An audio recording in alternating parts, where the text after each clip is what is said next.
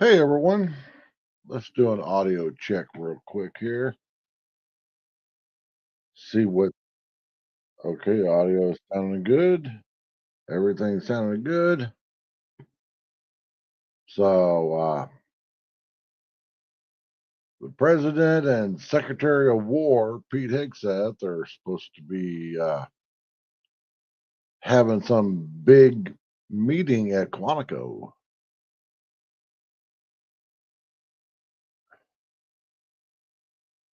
I'm just waiting for them to get tested. Good morning, America. Welcome to Right Side Broadcasting Network. Go. Soon, President Trump and Secretary of War Pete Hegseth will be addressing military leaders at Joint Base Quantico in Virginia. We look forward to bringing you that coverage momentarily here.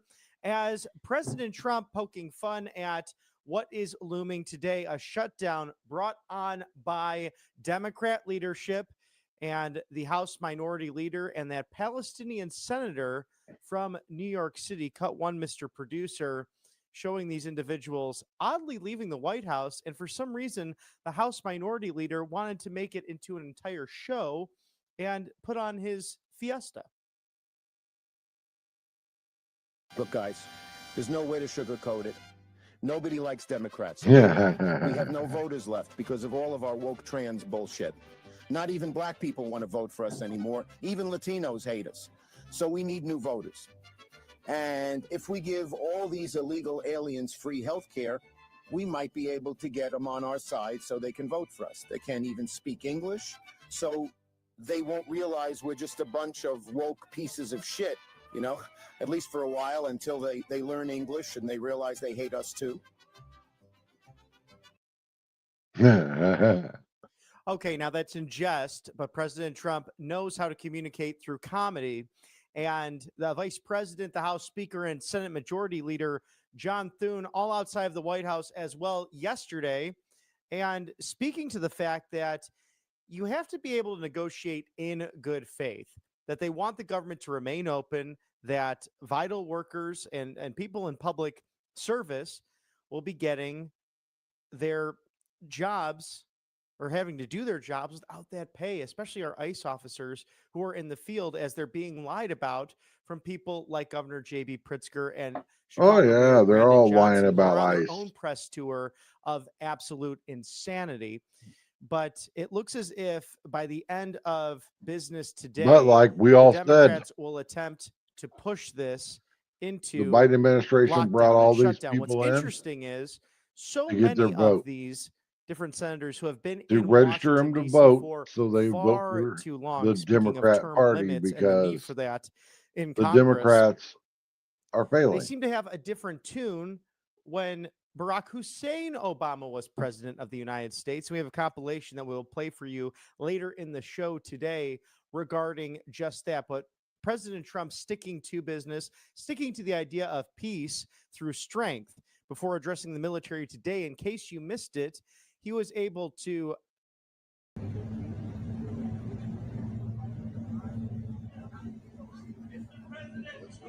There we go. I am. I'm very confident. Come on.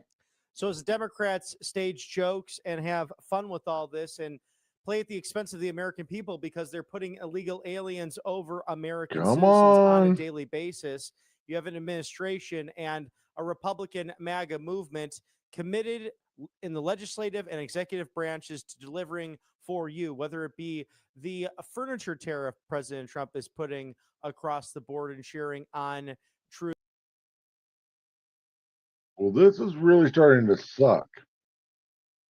Outside of the country, promises made, promises kept. We saw this on the campaign There we trail, go. Especially in the Tar Heel That states. was Speaking weird. on when North Carolina was known for making this beautiful furniture. Remember Ethan Allen? I had an Ethan Allen set growing up. It was the gold standard of American furniture and craftsmanship in this country. So in order to make North Carolina, Yeah, I used to work for which has Lazy completely Boy, lost its furniture business building to China furniture and other up countries, in northern great. Utah, Again, I will be imposing a town substantial called tariffs on Tremonton, any country that does not make 30 its miles south furniture of in the the Idaho United border, States. up in Details to follow. northern President Utah. DJ and in turn as well, Over look out 1,000 for the people movies will employed have there. that. Our movie making business has 6 been months stolen after I from the quit United and moved to States of Arizona, America by other countries, they just like laid stealing everybody candy off from and a closed baby. the doors. California, with its weak and incompetent governor, has been particularly hit hard. Therefore, in order to solve this long time Where never did ending those problem, couches I will go be to be imposing made? a 100% tariff on any and all Mexico. movies that are Why? made Because outside they of the could build United them States. cheaper. Thank you for your attention to this matter. Make America great again. President DJT, and Georgia just being one of the many Because they states, thought it would be locations that have a benefited wise from the thing incompetence to of California. have all of It's a us really shocking thing to think about. work on Republicans piece used to rate run the place between the 1950s and the instead of just an hourly 1990s. rate. Think that We got paid Ronald piece Reagan rate. and Richard Nixon came from Well, we California. got really Once good at represented milking California that in system. different respective offices. My And goodness there were gracious, how people there things have making a changed. Thank you to lot of money. allfamilypharmacy.com/RSBN. The flu season prep, it's Tamiflu, antibiotics, antivirals, ivermectin, I hydrochloroquine, was making a and lot of NAD money plus there. methylene blue, biohacking products, I was also making weight about loss $5,000 programs a month. to help counter what you can experience in this flu Now, and piece cold rate is good season. So think about for this. the The individual, child wakes up, or you might wake not up for at the home and company. there's fever, cough, sniffles, and you don't have that medicine cabinet Now, all why is stocked piece up and rate ready to good for go. the Last thing you want to do is go individual? down to the drugstore. Morning, Scan Ray. that QR code now, RSBN 10. Oh, yeah. 10% off of these life-saving Is medications, and they are guaranteed to your the door faster within you a work, the matter of more 48 money you hours make. or so. allfamilypharmacy.com/RSBN. Truly your go-to. No When red you tape, got a whole no crew of people bureaucracy, that just doctors and pharmacists who care about you, are the American working their people. ass off, Monetary that Gold means you got to for pay that wealth, whole crew of security, people preservation. Grab your a lot of complimentary money. presidential gold guide today. Call today. Don't delay. It's 888-617-7994. Ask how to eliminate your annual IRA fees for life. And Call today. Don't delay. Again, it almost eliminate those shut that town IRA down because fees for life. that was the biggest RSBN for company in that whole thegold.com. Call town. immediately to That town's discover only got a how you can roll population of these about back and eliminate 6 the or IRA fees 7,000. permanently, because Robert It Kiyosaki, a almost friend of President shut Trump, the damn town the author down. of Rich Dad Poor Dad, has warned about this. Paper Like money I was is trying to not sell the my best house up there, asset for your savings. trying to About sell it for diversification, $65,000, and why sitting not on dive into gold, 2.5 silver, lots, precious metals that corner have lot stood the on test a of main time? road, They continue to be the hot brand new commodities. kitchen in it. 5,000 plus years into human After history, Lazy and 2 Boy banks have closed, failed this year. So something scary to think about. So we're I $37 just trillion called the bank in and debt with a I'm like, world I'm that's going to quite mail you guys volatile. And even though keys. we have excellent leadership from that Nothing gentleman is on going the to front of that sell magazine when and that gold the guide, number main 45 and 47, employer is still with him in place, it's done. smart to prepare for what could be And the also worst. a company It's called the BRICS Thykol nations are working hard against the dollar. built rockets So for are the space communists, industry. Islamists, the globalists that we saw at the United Nations. So check out Monetary Gold. They're the best in the business. Wealth, And security, that area preservation for you and your is right family. where the golden RSBN spike in the for railroad was. thegold.com. Now, as the Democrats try to shut down the government, Oh, yeah, trying to your shut the MAGA government movement down. is Cut working it down. overtime to make sure that that does not happen. In turn, negotiate Because if in we good faith, as don't we see a live give shot there of all military the leadership, illegals generals, admirals free across health the care, entire 6 branches of this then we're going to extraordinary throw a military at hissy Quantico, fit and Virginia, not at the Marine Corps base, awaiting sign President Trump anything. and Secretary of War Pete Hegseth to address them really minutes from now. In the meantime, let's play cut 5. Because the Mr. Democrats producer know from just yesterday that after this they good are faith meeting that was done delayed by for. the Democrats, but it seems as if they CNN continue even to play did a antics. story. Good afternoon, everybody. We just had a very frank conversation with the Senate and House Democratic leadership. Look, the principle at stake here is very simple. We have disagreements about tax policy, but you don't shut that government down. We have disagreements about health care policy, but you don't shut the government down. You don't use your policy disagreements as leverage to not pay our troops, to not have essential services of government actually function. You don't say the fact that you disagree about a particular tax provision is an excuse for shutting down the people's government and all the essential services that come along with it. If you look at what Chuck Schumer has said in the past consistently, it's whatever our disagreements are, let's negotiate with them. Let's talk about them. Let's figure out a bipartisan solution, but you don't shut the government down. In other words, you don't put a gun to the American people's head and say, unless you do exactly what Senate and House Democrats want you to do, we're going to shut down your government. That's exactly what they're proposing out there. Now, we have to remember, they're very frustrated. They say that they're very frustrated about the fact that this negotiation has not taken place until today. But if you look at the original thing they did with this negotiation, it was a $1.5 trillion spending package, basically saying to the American people, we want to give massive amounts of money, hundreds of billions of dollars to illegal aliens for their health care, while Americans are struggling to pay their health care bills. That was their initial foray into this negotiation. We thought it was absurd. We told them it was absurd, and now they come in here saying that if you don't give us everything that we want, we're going to shut down the government. We think that's preposterous. We think it's totally unacceptable, and we think the American people are going to suffer because these guys won't do the right thing. Now, I want to make one final point here. You will hear a lot from Senate Democrats, from House Democrats about the fact that American healthcare policy is broken. Well, we know that American healthcare policy is broken. We've been trying to fix it for the 8 months that we've been in office, but every single thing that they accuse about being broken about American healthcare is policy the Democrats have supported for the past decade. So if they want to talk about how to fix American healthcare policy, let's do it. The speaker would love to do it. The Senate Majority Leader would love to do it. Let's Here's how you fix but let's do the it in American context of an healthcare open system. government that's providing I'll essential tell services you to the American people. how to That's fix all it. that we're proposing to do, and the fact that they refuse to do that shows how unreasonable their position is. You I make think a we're headed price to a cap on shutdown everything. because the Democrats won't do the right thing. Now, I know hope that they that change their doesn't mind, but we're gonna sound And right, the Democrats have had a story but of just shutdowns because past as we look you're a live to the doctor Quantico base in Virginia, just southwest of Washington, D.C. Not and a you're long a trip, but specialist, take some time when the president leaves the White House. Also, Secretary of Defense Pete Hegseth. They're shouldn't all mean you get to scheduled charge for the whatever the bottom fuck of you the want to hour. We'll charge, take you right there when that especially all when it comes to happens, as military prescriptions. leaders prepared to One of my listen to the prescriptions commander-in-chief and the civilian is leadership $2,000 at a the month. Pentagon. Really an One. unprecedented gathering of the military Thank God in my this insurance way, covers it. with its top leadership in I several would years hate now. So to we look see forward to what what will be discussed.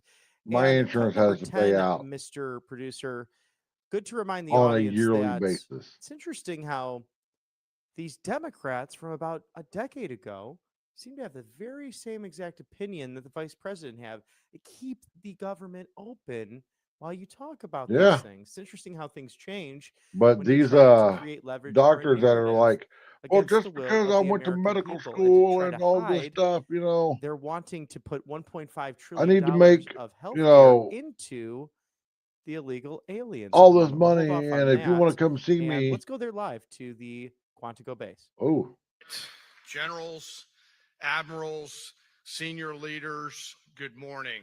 Wow, what a group here today.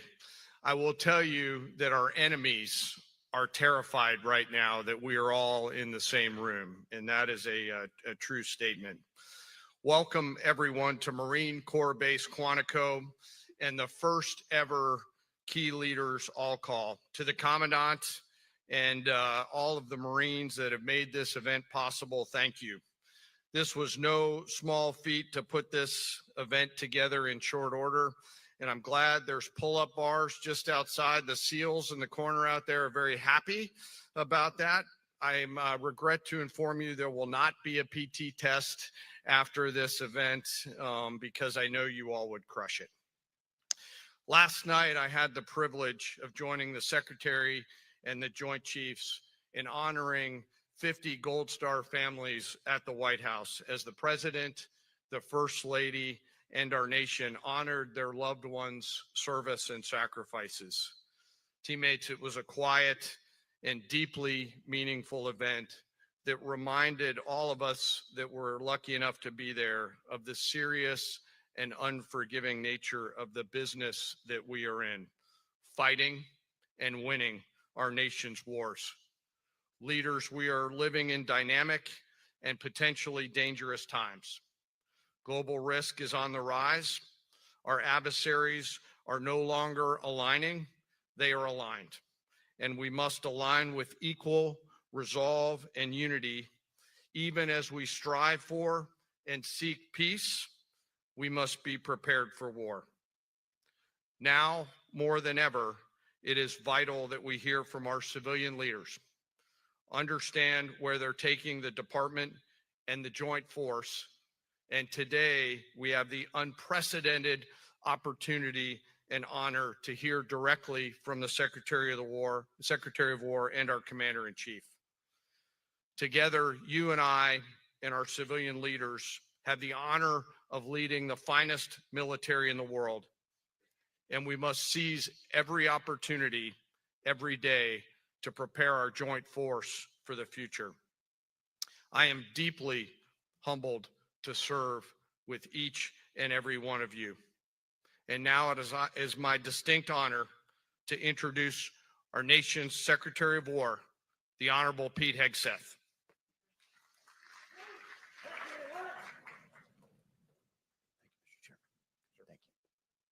Thank you. Please take your seats.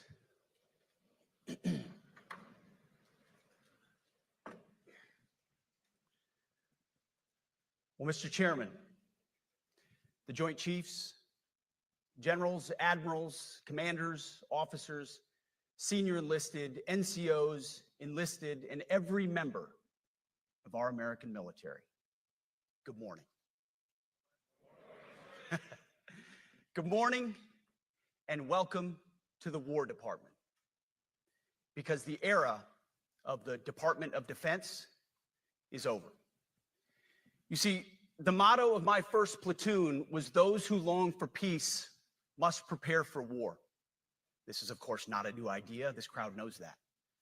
The origin dates to the 4th century Rome and has been repeated ever since, including by our first Commander-in-Chief, George Washington, the first leader of the War Department.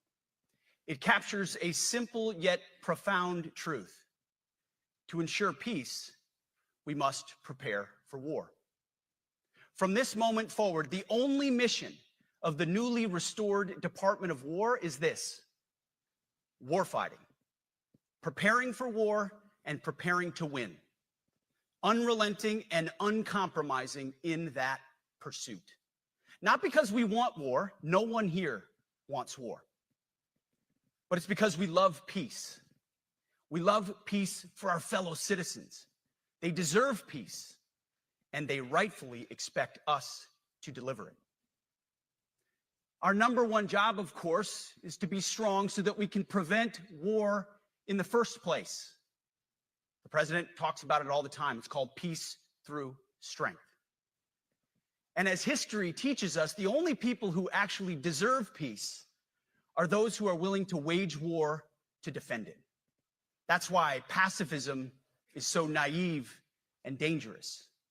It ignores human nature and it ignores human history. Either you protect your people and your sovereignty, or you will be subservient to something or someone. It's a truth as old as time. And since waging war is so costly in blood and treasure, we owe our republic a military that will win any war we choose, or any war that is thrust upon us. Should our enemies choose foolishly to challenge us, they will be crushed by the violence, precision, and ferocity of the War Department. In other words, to our enemies, F-A-F-O. If necessary, our troops can translate that for you. Another way to put it is peace through strength, brought to you by the warrior ethos. And we are restoring both. As President Trump has said, and he's right, we have the strongest, most powerful, most lethal, and most prepared military on the planet. That is true, full stop. Nobody can touch us. It's not even close. This is true largely because of the historic investments that he made in his first term, and we will continue in this term. But it's also true because of the leaders in this room and the incredible troops that you all lead. But the world, and as the chairman mentioned, our enemies get a vote. You feel it, I feel it. This is a moment of urgency, mounting urgency. Enemies gather, threats grow. There is no time for games. We must be prepared. If we're going to prevent and avoid war, we must prepare now. We are the strength part of peace through strength. And either we're ready to win or we are not. You see, this urgent moment, of course, requires more troops, more munitions, more drones, more Patriots, more submarines, more B-21 bombers. It requires more innovation, more AI in everything and ahead of the curve, more cyber effects, more counter UAS, more space, more speed. America is the strongest, but we need to get stronger and quickly. The time is now, and the cause is urgent. The moment requires restoring and refocusing our defense industrial base, our shipbuilding industry, and onshoring all critical components. It requires, as President Trump has done, getting our allies and partners to step up and share the burden. America cannot do everything.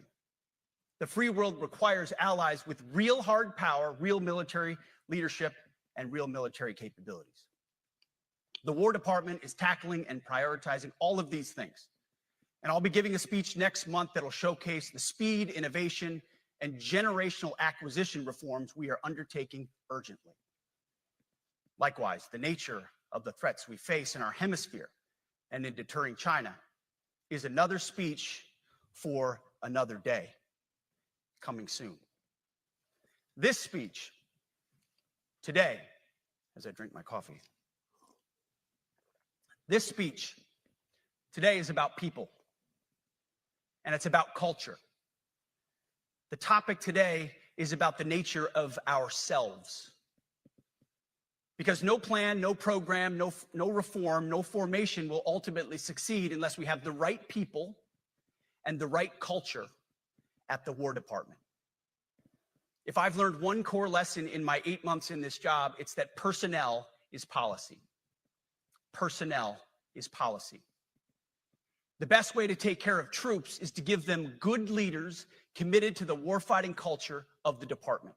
Not perfect leaders, good leaders. Competent, qualified, professional, agile, aggressive, innovative, risk-taking, apolitical, faithful to their oath and to the Constitution. Eugene Sledge, in his World War II memoir, wrote, quote, "War is brutish, inglorious, and a terrible waste. Combat leaves an indelible mark on those who are forced to endure it. The only redeeming factors are my comrades' incredible bravery and their devotion to each other." In combat, there are thousands of variables, as I learned in Iraq and Afghanistan, and as so many of you did in so many more places. Leaders can only control about 3 of them. You control how well you're trained, mostly how well you're equipped, and the last variable is how well you lead. After that, you're on your own. Our warfighters are entitled to be led by the best and most capable leaders. That is who we need you all to be. Even then, in combat, even if you do everything right, you may still lose people because the enemy always gets a vote. We have a sacred duty to ensure that our warriors are led by the most capable and qualified combat leaders. This is one thing you and I can control, and we owe it to the force to deliver it. For too long, we have simply not done that. The military has been forced by foolish and reckless politicians to focus on the wrong things. In many ways, this speech is about fixing decades of decay. Some of it obvious, some of it hidden. Or as the chairman has put it, we are clearing out the debris, removing the distractions, clearing the way for leaders to be leaders. You might say we're ending the war on warriors. I heard someone wrote a book about that. For too long, we've promoted too many uniformed leaders for the wrong reasons, based on their race, based on gender quotas, based on historic so-called firsts. We've pretended that combat arms and non-combat arms are the same thing. We've weeded out so-called toxic leaders under the guise of double-blind psychology assessments, promoting risk-averse, go-along-to-get-along conformists instead. You name it, the department did it. Foolish and reckless political leaders set the wrong compass heading, and we lost our way. We became the woke department, but not anymore. Right now, I'm looking out at a sea of Americans who made a choice when they were young men and young women to do something most Americans will not, to serve something greater than yourselves, to fight for God and country, for freedom and the Constitution. You made a choice to serve when others did not, and I commend you. You are truly the best of America. But this does not mean, and this goes for all of us, that our path to this auditorium on this day was a straight line, or that the conditions of the formations we lead are where we want them to be. You love your country, and we love this uniform, which is why we must do better. We just have to be honest. We have to say with our mouths what we see with our eyes, to just tell it like it is in plain English, to point out the obvious things right in front of us. That's what leaders must do. We cannot go another day without directly addressing the plank in our own eye, without addressing the problems in our own commands and in our own formations. This administration has done a great deal from day one to remove the social justice, politically correct, and toxic ideological garbage that had infected our department, to rip out the politics. No more identity months, DEI offices, dudes in dresses. No more climate change worship. No more division, distraction, or gender delusions. No more debris. As I've said before, and will say again, we are done with that shit. I've made it my mission to uproot the obvious distractions that made us less capable and less lethal. That said, the War Department requires the next step. Underneath the woke garbage is a deeper problem, and a more important problem that we are fixing and fixing fast. Common sense is back at the White House, so making the necessary changes is actually pretty straightforward. President Trump expects it. And the litmus test for these changes is pretty simple. Would I want my eldest son, who is 15 years old, eventually joining the types of formations that we are currently wielding? If in any way the answer to that is no, or even yes, but, then we're doing something wrong. Because my son is no more important than any other American citizen who dons the cloth of our nation. He is no more important than your son. All precious souls made in the image and likeness of God. Every parent deserves to know that their son or their daughter that joins our ranks is entering exactly the kind of unit that the Secretary of War would want his son to join. Think of it as the golden rule test. Jesus said, do unto others that which you would have done unto yourself. It's the ultimate simplifying test of truth. The new War Department golden rule is this: do unto your unit as you would have done unto your own child's unit. Would you want him serving with fat or unfit or undertrained troops? Or alongside people who can't meet basic standards? Or in a unit where standards were lowered so certain types of troops could make it in? In a unit where leaders were promoted for reasons other than merit, performance, and warfighting? The answer is not just no, it's hell no. This means at the War Department, first and foremost, we must restore a ruthless, dispassionate, and common sense application of standards. I don't want my son serving alongside troops who are out of shape, or in combat unit with females who can't meet the same combat arms physical standards as men, or troops who are not fully proficient on their assigned weapons, platform, or task, or under a leader who was the first, but not the best. Standards must be uniform, gender neutral, and high.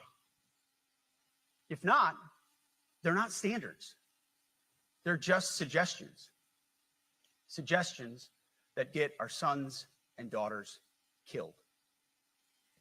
When it comes to combat arms units, and there are many different stripes across our joint force, The era of politically correct, overly sensitive, don't hurt anyone's feelings leadership ends right now. At every level, either you can meet the standard, either you can do the job, either you are disciplined, fit, and trained, or you are out. And that's why today, at my direction, and this is the first of 10 Department of War directives that are arriving at your commands as we speak and in your inbox. Today, at my direction, each service will ensure that every requirement for every combat MOS, for every designated combat arms position, returns to the highest male standard only. Because this job is life or death. Standards must be met.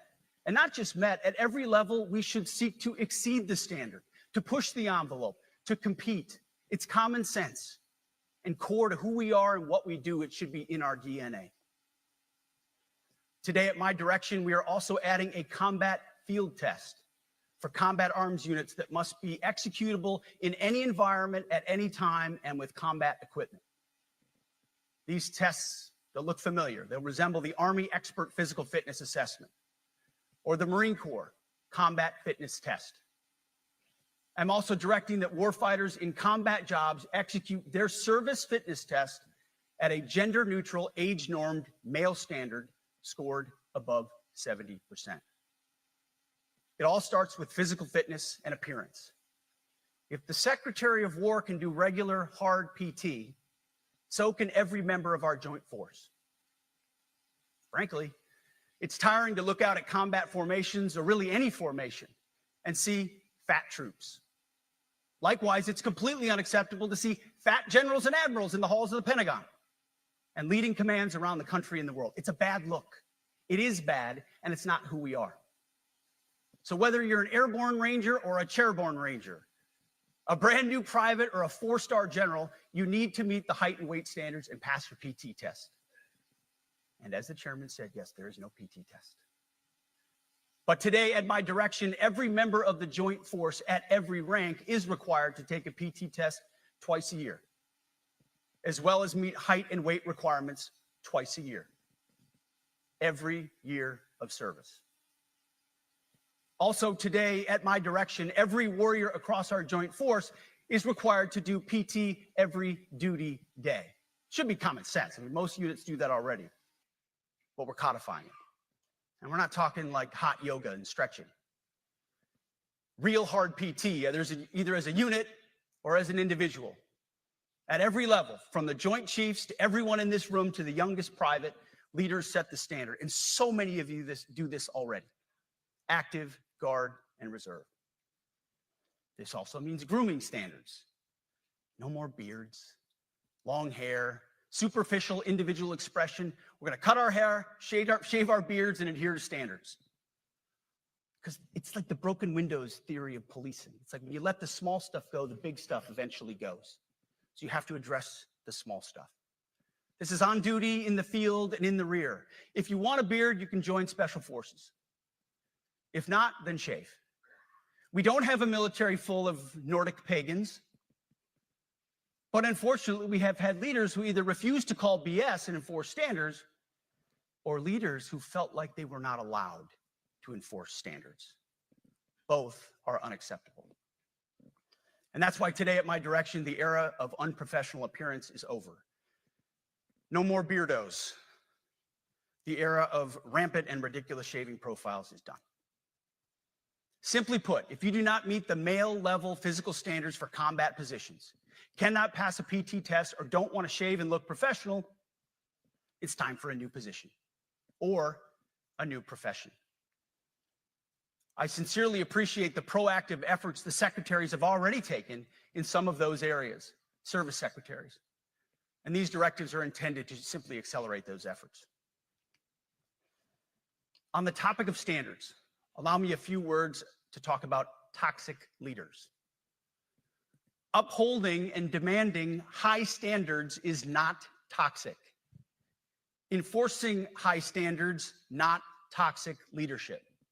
Leading warfighters toward the goals of high, gender-neutral, and uncompromising standards in order to forge a cohesive, formidable, and lethal Department of War is not toxic. It is our duty, consistent with our constitutional oath.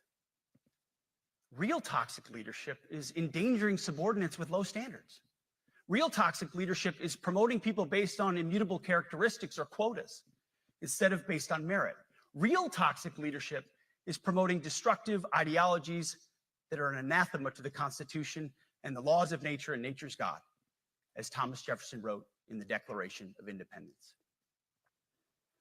The definition of toxic has been turned upside down, and we're correcting that. That's why today, at my direction, we're undertaking a full review of the department's definitions of so-called toxic leadership, bullying, and hazing, to empower leaders to enforce standards without fear of retribution or second guessing. Of course, you can't do like nasty bullying and hazing. We're talking about words like bullying and hazing and toxic. They've been weaponized and bastardized inside our formations, undercutting commanders and NCOs. No more. Setting, achieving, and maintaining high standards is what you all do. And if that makes me toxic, then so be it. Second, today at our direction, we're ensuring that every service, every unit, every schoolhouse, and every form of professional military education conduct an immediate review of their standards. Now, we've done this in many places already, but today it goes across the entire Department of War. Any place where tried and true physical standards were altered, especially since 2015 when combat arms standards were changed to ensure females could qualify, must be returned to their original standard. Other standards have been manipulated to hit racial quotas as well, which is just as unacceptable. This too must end. Merit only. The president talks about it all the time, merit-based. Here are two basic frameworks I urge you to pursue in this process. Standards I call, my staff's heard all about them, the 1990 test and the E6 test. The 1990s test is simple. What were the military standards in 1990? And if they have changed, tell me why. Was it a necessary change based on the evolving landscape of combat? Or was the change due to a softening, weakening, or gender-based pursuit of other priorities? 1990s seems to be as good a place to start as any. And the E6 test. Ask yourself, does what you're doing make the leadership, accountability, and lethality efforts of an E6, or frankly an O3, does it make it easier or more complicated? Does the change empower staff sergeants, petty officers, and tech sergeants to get back to basics? The answer should be a resounding yes. The E6 test or O3 test clarifies a lot, and it clarifies quickly. Because war does not care if you're a man or a woman. Neither does the enemy. Nor does the weight of your rucksack, the size of an artillery round, or the body weight of a casualty on the battlefield who must be carried. This, and I want to be very clear about this, this is not about preventing women from serving. We very much value the impact of female troops. Our female officers and NCOs are the absolute best in the world. But when it comes to any job that requires physical power to perform in combat, those physical standards must be high and gender neutral. If women can make it, excellent. If not, it is what it is. If that means no women qualify for some combat jobs, so be it.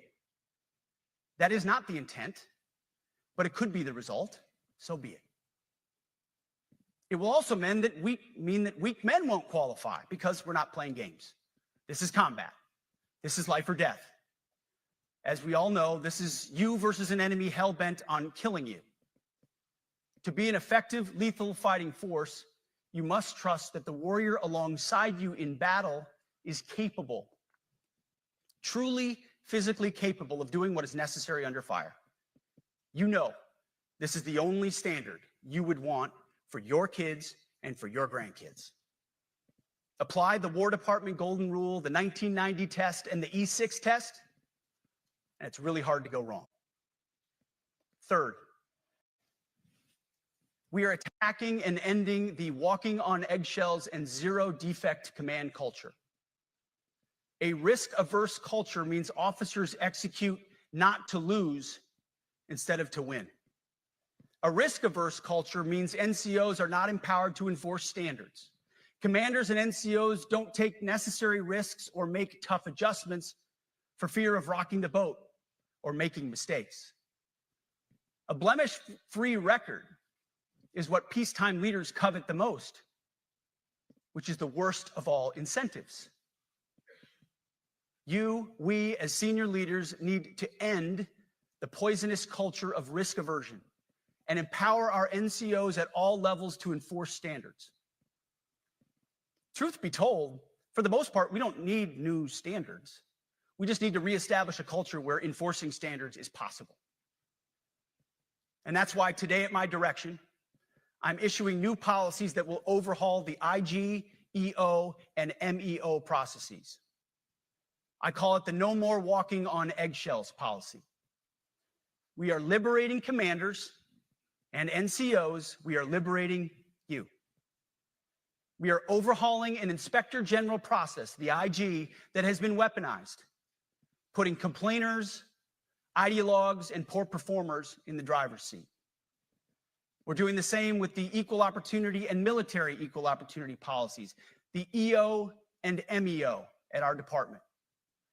No more frivolous complaints, no more anonymous complaints, no more repeat complainants, no more smearing reputations, no more endless waiting, no more legal limbo, no more sidetracking careers, no more walking on eggshells. Of course, being a racist has been illegal in our formation since 1948. The same goes for sexual harassment. Both are wrong and illegal. Those kinds of infractions will be ruthlessly enforced. But telling someone to shave or get a haircut or to get in shape or to fix their uniform or to show up on time or to work hard, that's exactly the kind of discrimination we want. We are not civilians. You are not civilians. You are set apart for a distinct purpose. So we as a department need to stop acting and thinking like civilians and get back to basics and put the power back in the hands of commanders and NCOs. Commanders and NCOs who make life and death decisions. Commanders and NCOs who enforce standards and ensure readiness.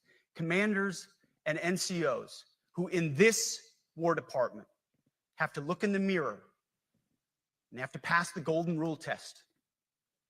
My kids, your kids, America's sons and daughters.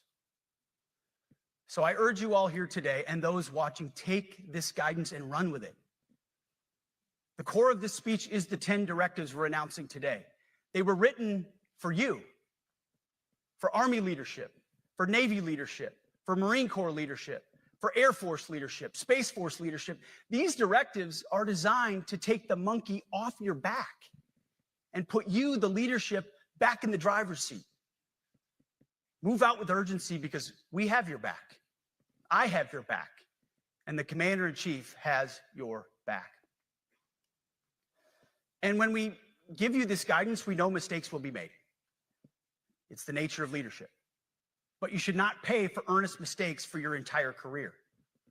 And that's why today, at my direction, we're making changes to the retention of adverse information on personnel records that will allow leaders with forgivable, earnest, or minor infractions to not be encumbered by those infractions in perpetuity. People make honest mistakes, and our mistakes should not define an entire career.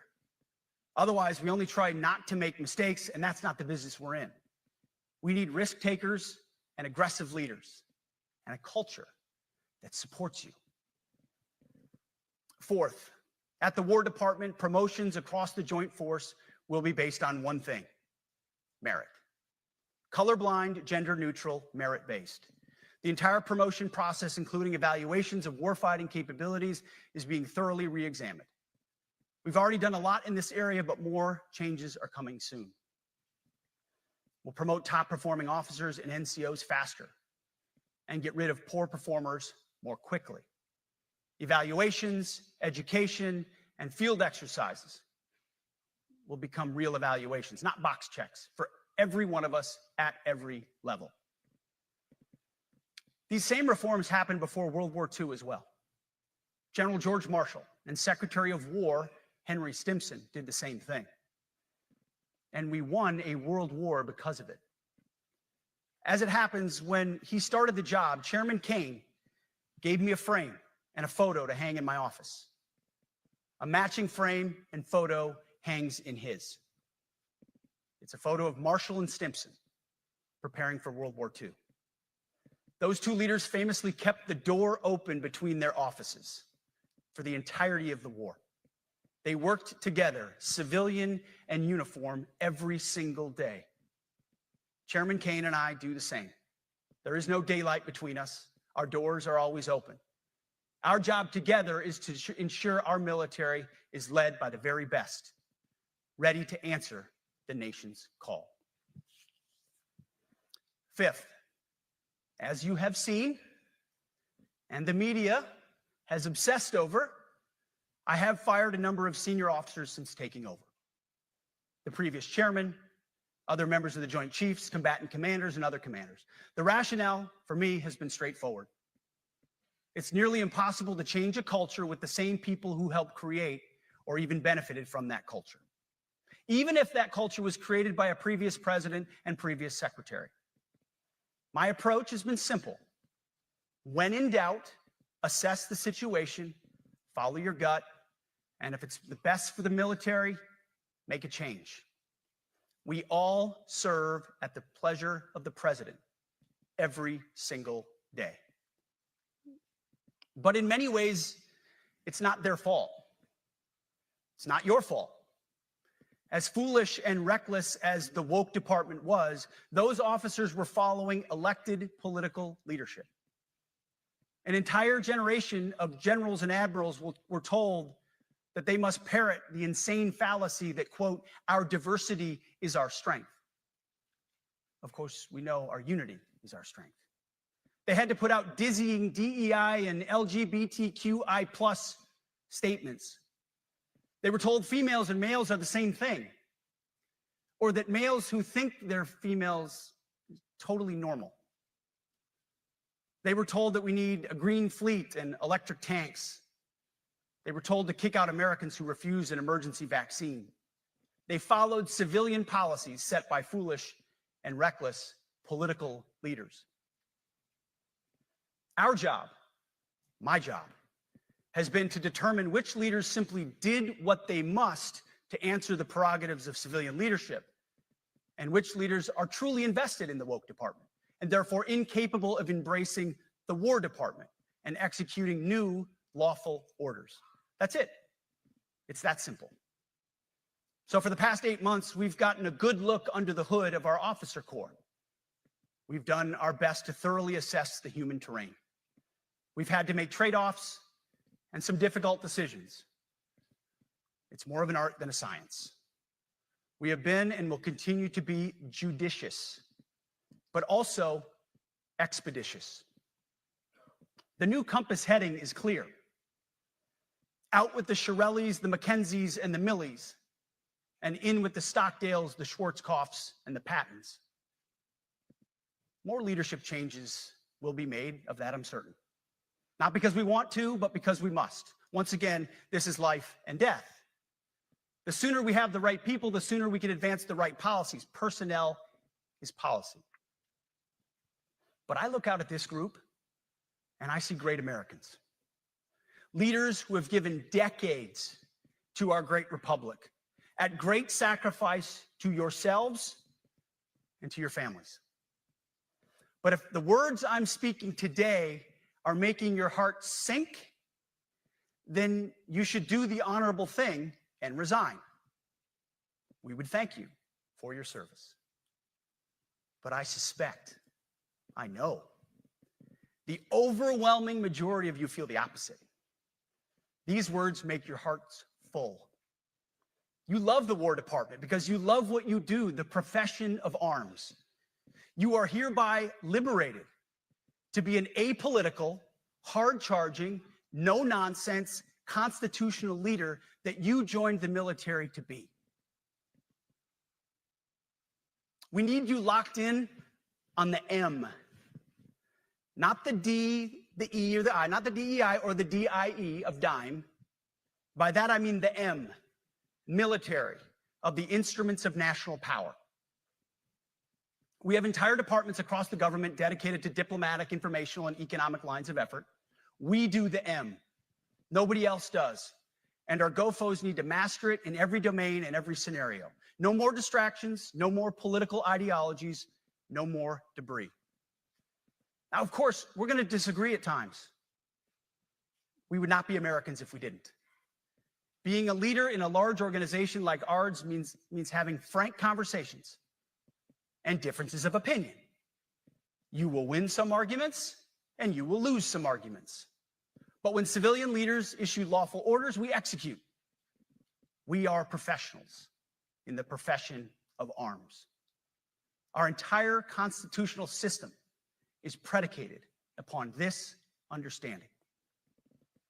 Now, seems like a small thing, but it's not. This includes as well the behavior of our troops online.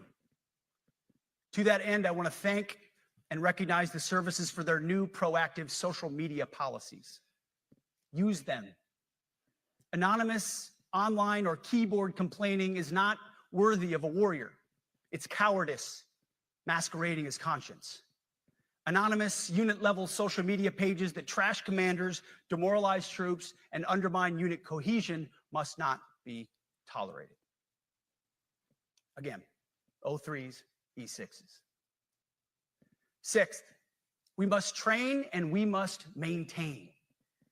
Any moment that we are not training on our mission or maintaining our equipment is a moment we are less prepared for preventing or winning the next war. That is why today, at my direction, we are drastically reducing the ridiculous amount of mandatory training that individuals and units must execute. We've already ended the most egregious. Now we're giving you back real time. Less PowerPoint briefings and fewer online courses, more time in the motor pool, and more time on the range. Our job is to make sure you have the money, equipment, weapons, and parts to train and maintain, and then you take it from there. You all know this because it's common sense.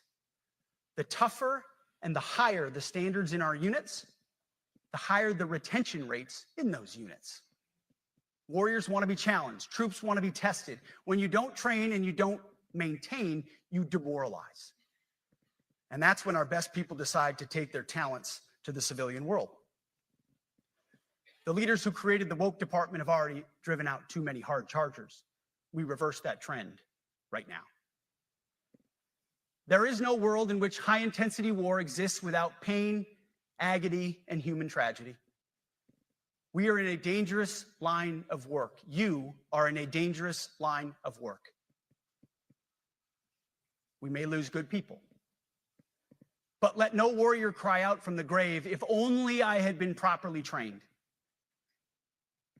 We will not lose warfighters because we failed to train or equip them or resource them. Shame on us if we do. Train like your warriors' lives depend on it, because they do. To that point, basic training is being restored to what it should be: scary, tough, and disciplined. We're empowering drill sergeants to instill healthy fear in new recruits, ensuring that future warfighters are forged. Yes, they can shark attack, they can toss bunks, they can swear, and yes, they can put their hands on recruits. This does not mean they can be reckless or violate the law, but they can use tried and true methods to motivate new recruits, to make them the warriors they need to be. Back to basics at basic as well. Of course, and you know this, basic training is not where mission readiness should end. The nature of the evolving threat environment demands that everyone in every job must be ready to join the fight if needed. A core credo of the Marine Corps is every Marine a rifleman. It means that everyone, regardless of MOS, is proficient enough to engage an enemy threat at sea, in the air, or in a so-called rear area.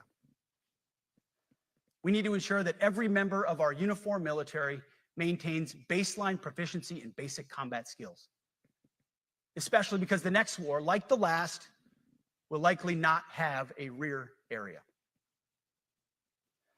Finally, as President Trump rightly pointed out when he changed the department name, the United States has not won a major theater war since the name was changed to the Department of Defense in 1947. One conflict stands out in stark contrast: the Gulf War. Why? Well, there's a number of reasons, but it was a limited mission with overwhelming force and a clear end state. But why did we execute and win the Gulf War the way we did in 1991? There's two overwhelming reasons.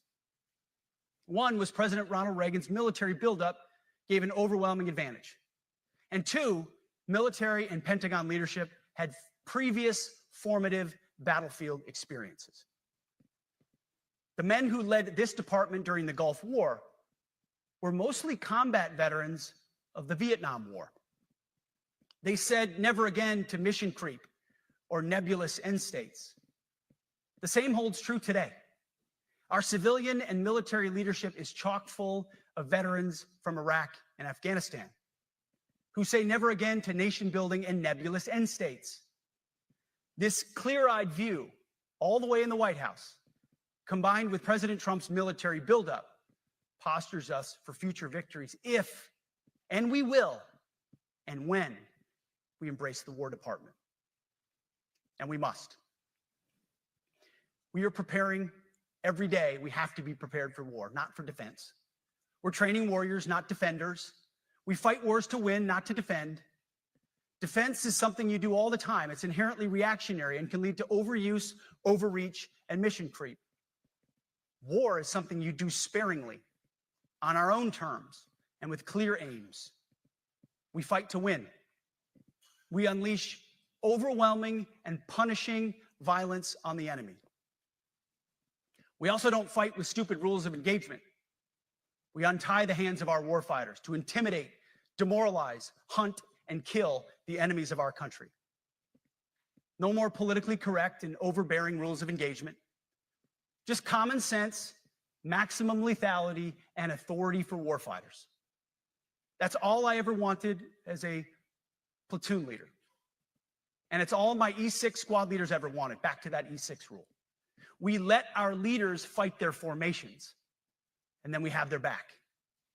It's very simple, yet incredibly powerful. A few months ago, I was at the White House when President Trump announced his Liberation Day for America's trade policy. It was a landmark day. Well, today is another Liberation Day. The liberation of America's warriors, in name, in deed, and in authorities. You kill people and break things for a living. You are not politically correct and don't necessarily belong always in polite society.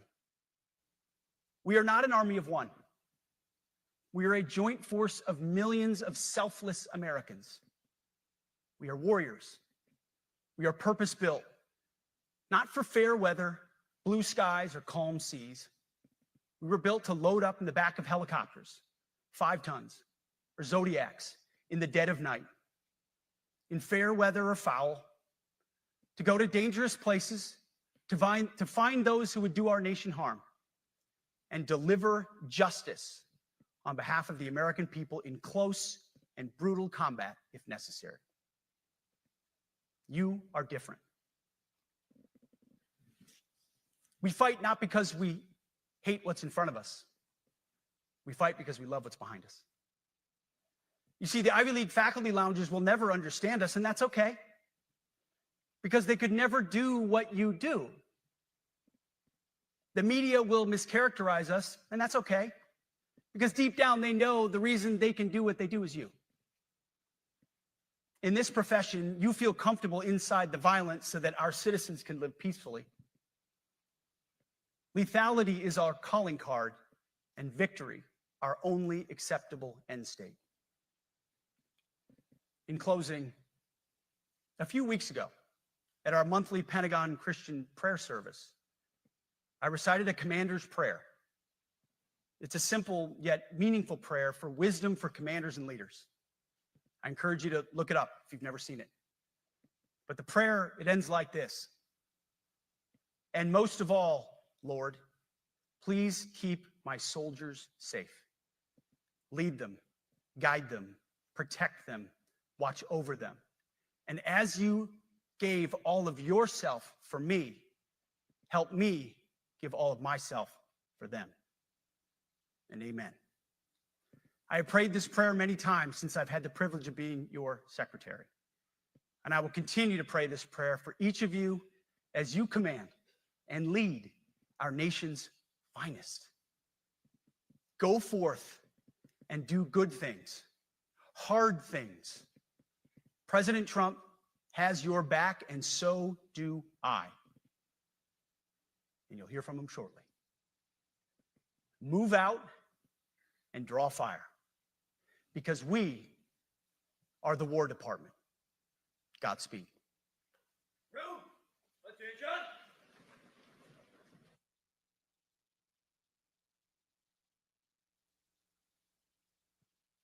Man,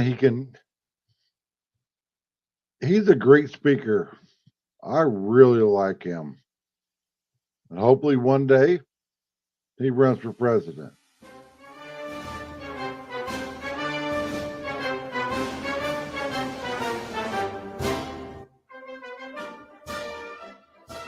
Now I hope that it's Vance Hegseth 2028. I didn't know anything about GD Vance, but Secretary of War his speech, an inspiring speech, truly basically his threat on the Charlie Kirk show when he hosted it, that was amazing. Peace through strength, to be prepared is just that, ready to conduct war, merit-based. And basically, we have to have leaders that have that take charge attitude. Because that's how I run my family. It's that take charge attitude. Because even though I'm all disabled and stuff and don't feel good most of the time, you still have to get up and get shit done day in, day out. Like I tell my wife I love her every single day. I make sure that even if I'm feeling like crap, that I see her off to work every single day. And yes, I mean every single day. My wife works 6 days a week. Oh man.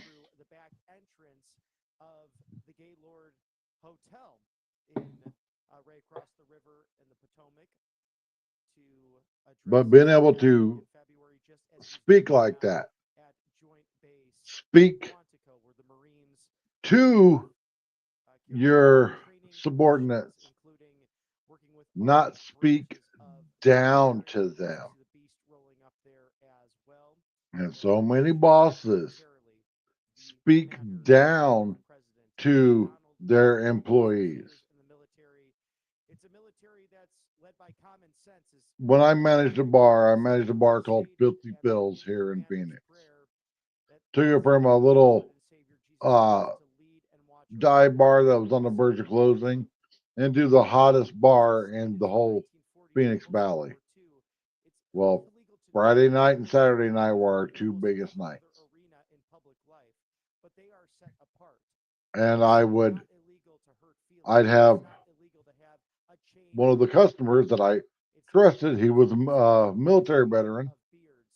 I'd have him watch the bar, and I'd bring the two bartenders, me and my wife, into the kitchen, and I'd have a little pep talk. And it was basically like, we've done this for multiple Friday nights. We can do it again. So let's get out there and make this a great night. Let's see how much we can stuff in that freaking register. And there were Friday nights where in a matter of 4 hours, from 10 p.m. to 2 a.m., we'd make $40,000, $50,000. But the owner was a dumbass. But yeah, you just have to motivate everybody. Like when my daughter basically told me she was going to go back to school. She was going to try to be a stay-at-home mom and go back to school so she can be an RN. And I was like, yeah, you can do it. It's not going to be easy. You're going to have to cut some corners, but you can do it.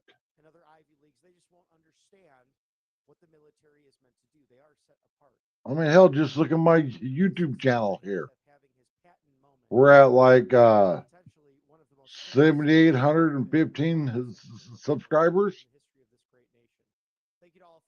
I see YouTube channels that I've been following since I've been on YouTube that still ain't even at 1,000 subscribers because they don't want to put in the work. They just want to sit like I am right now doing a live stream because they don't want to learn how to edit. They don't want to learn how to make videos the right way. They don't want to put in the time, effort, and money to get good gear like my headset and my microphone and my webcam and build a nice studio. This is just a small little podunk bedroom, but it looks good on camera. My microphone, this thing,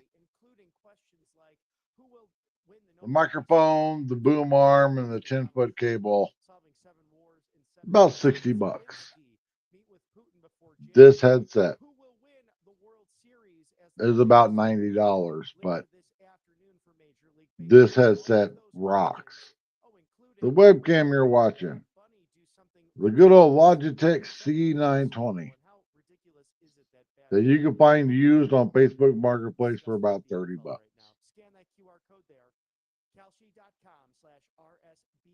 The editing software I use costs money. You have to put in the time and effort. The sticker on the back of my car, $20. But people are too scared to put the sticker on the back of their car. Like I said during the Charlie Kirk Memorial live stream, all those people wearing those MAGA hats, all those red MAGA hats. If you don't have the balls to wear a MAGA hat in public on any given day, then frankly, you don't deserve to wear the fucking hat.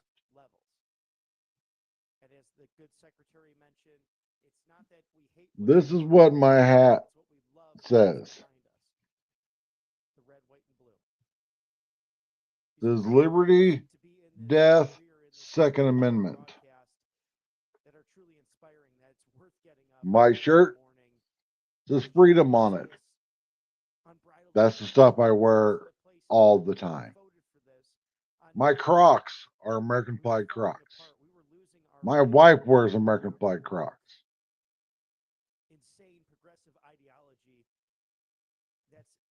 When the whole Charlie Kirk thing happened, I asked her, I'm like, should I take my channel name off the back of the car? And she goes, don't you fucking dare. So I'm like, cool. I love the fact that me and my daughter have had like very deep discussions about Charlie Kirk and him being assassinated and all the stuff and me doing this.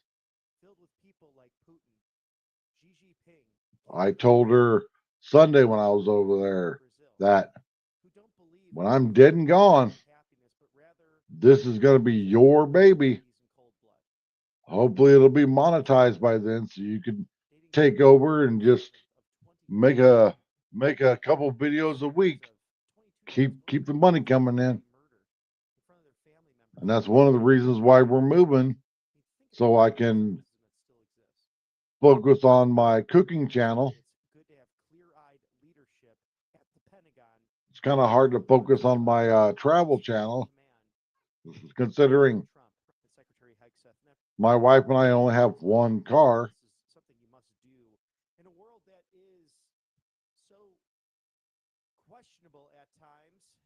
But you just got to be motivated. And it's like people are so scared to pick up and move. I have moved from Missouri by myself, from Missouri to Kansas to Colorado, both southern Colorado and the Denver area. Moved to Tremont, Utah for a job. Then moved here to Phoenix. You can't be just stuck in your area and then wondering why you're not getting ahead because you're stuck in that area. And I know how it is. Oh, family, all this stuff. It's 2025. Almost October of 2025. We have live streaming. You could talk to your family over a live stream. Yes, I know it's nice to be able to go and see your family. But if it means to better yourself, to better your opportunities, you got to pick up and move, then so be it. Than them, they understand that, they understand the risk, And I will be right. And the trust that's been put into them by family members and service people from across this great nation. Right now, roughly less than 1% of the American population serving in the military, but those numbers drastically increasing. And isn't it ironic? PT getting harder, more demands, but going back to Operation Readiness, and that's what's attracted, for lack of a better term, based individuals to return to what is America's military. What is the most lethal force? What is a force that can go into a nation undetected with B-2 bombers and strike down nuclear facilities followed by Tomahawk missiles? And I really enjoy the fact that one of those pilots was a female. Because for some in the Middle East, they look down at women as second-class citizens. So for them to threaten the Western world and the world as a whole with their anti-Semitic, anti-West message, specifically with the mullahs in Iran, how fitting it would be to have one of the young pilots in her 20s take out weapons of mass destruction, true weapons of mass destruction. This is no longer a bureaucratic parade that we saw with Bill Clinton and George W. Bush and Barack Hussein Obama, and especially the Autopen, who did not know he was there. This is someone who knows clear command, someone who has attended a military academy and understands Operation Readiness. As some of the staff of President Trump entering the facility at Quantico right now prior to his speech. And excellent, fitting that General Raisin Kane, Dan Raisin Kane, as President Trump spoke of, who in the first term helped President Trump to destroy ISIS in a matter of 3 weeks. A vacuum, again, that was created by the bureaucratic BS established by Barack Hussein Obama post George W. Bush entering a war that we should have never been in to destabilize Iraq. Remember all the so-called weapons of mass destruction, the yellow cake? Yes, it was not there. So it's good for us to reflect upon when it's correct to use these engagements and when it is not correct to use these engagements. And you know that this is the last resort to use force, as mentioned by Secretary Hegseth. At the same time, it is always on the table, and that's what makes the president so unpredictable to the foes around the world who would do harm and who would be opposed to liberty. And a clear message at the United Nations just last week with all of this and those extremists in the world who seek to try to darken the lamp that is the United States of America. Then moments from now at 9:15, the President of the United States, he's in the building. We are anticipating him to lay out what Secretary Hegseth did over the course of the last hour in a speech that I think will go down in military history as a resetting on course to use common sense once again, to actually study military history and to have someone who was there on the ground as a platoon leader, a Bronze Star recipient, the author of Modern Warriors, someone who's analyzed the military, who actually knows what he's doing. He's not just a suit, but an actual warrior who's getting rid of the debris, as he mentioned in the speech.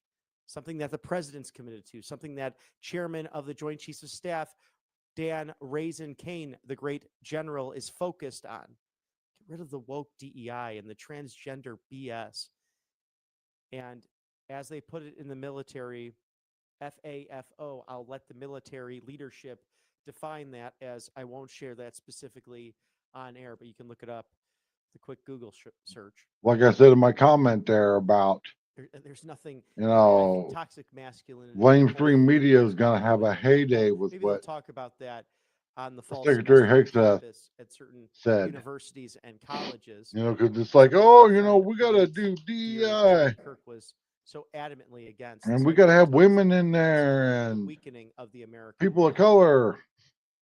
It's fantastic to see that I don't care who all we have in there. changing now. As long as That they're the in a baddest son of bitches we can have in there. conservative direction, but really it's not even I conservative. don't It's simply care. common sense and preparing the war fighter to do their job. And you One can of the relate best this bartenders to, I had at as my job Secretary Hegseth also mentioned in the was speech, like a it's the 5'2", teeny maybe things, it's the 100-pound black cracks in the woman window. named It's the Carmen. policing theory that if you let the little tiny pieces of crap go through, She was probably the then best you're going to have a bigger bartender problem on the other end. we It's had. people like J.B. Pritzker, That was a Brandon normal Johnson, who ignored the multiple victim shipped domestically. bartender. But And then we whenever had you have people released onto the a street with rap sheets who are gay averaging violent Asian crimes dude. at 2.5 per year, I can't think of his name right now. letting But them man, out on the street, the rather owner, than getting rid my of boss, the was all illegal like, alien who's he's repeatedly gay. offended.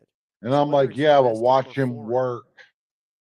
uniformed And he principal was like, guards but he's have a gay. And I'm duty like, it to doesn't protect the fucking homeland, matter, to bro. protect the Constitution. You and realize that half the mission people is in here laid right out now are with fucking all gay? its leadership now in And he was the all like, military. There's nothing confusing. really? These generals and admirals do not have to worry And he about started looking appropriately around punishing lower and ranks seeing based on fear of the top civilian command saying, "Oh, well, I'm a woke moron, so therefore," how everybody was in like there. General Stanley McChrystal was a And good I'm like, example of dude, that in the Obama money's money. administration, having It don't to matter where the money comes from. resign his command because he was trying to get the truth I out wanted two of the what best civilian bartenders leadership I was could doing fucking to the find. military and That weakening way the American I could ethos. focus What on a sight the that is stuff to I had to see do on Friday night. these generals of The all different ranks, promoter, Craig, all he could perfectly focus on perfect haircuts, I think, for the what he Secretary of had to War, do. would mention there, and admirals from the Navy. We didn't have to Exciting worry time to about see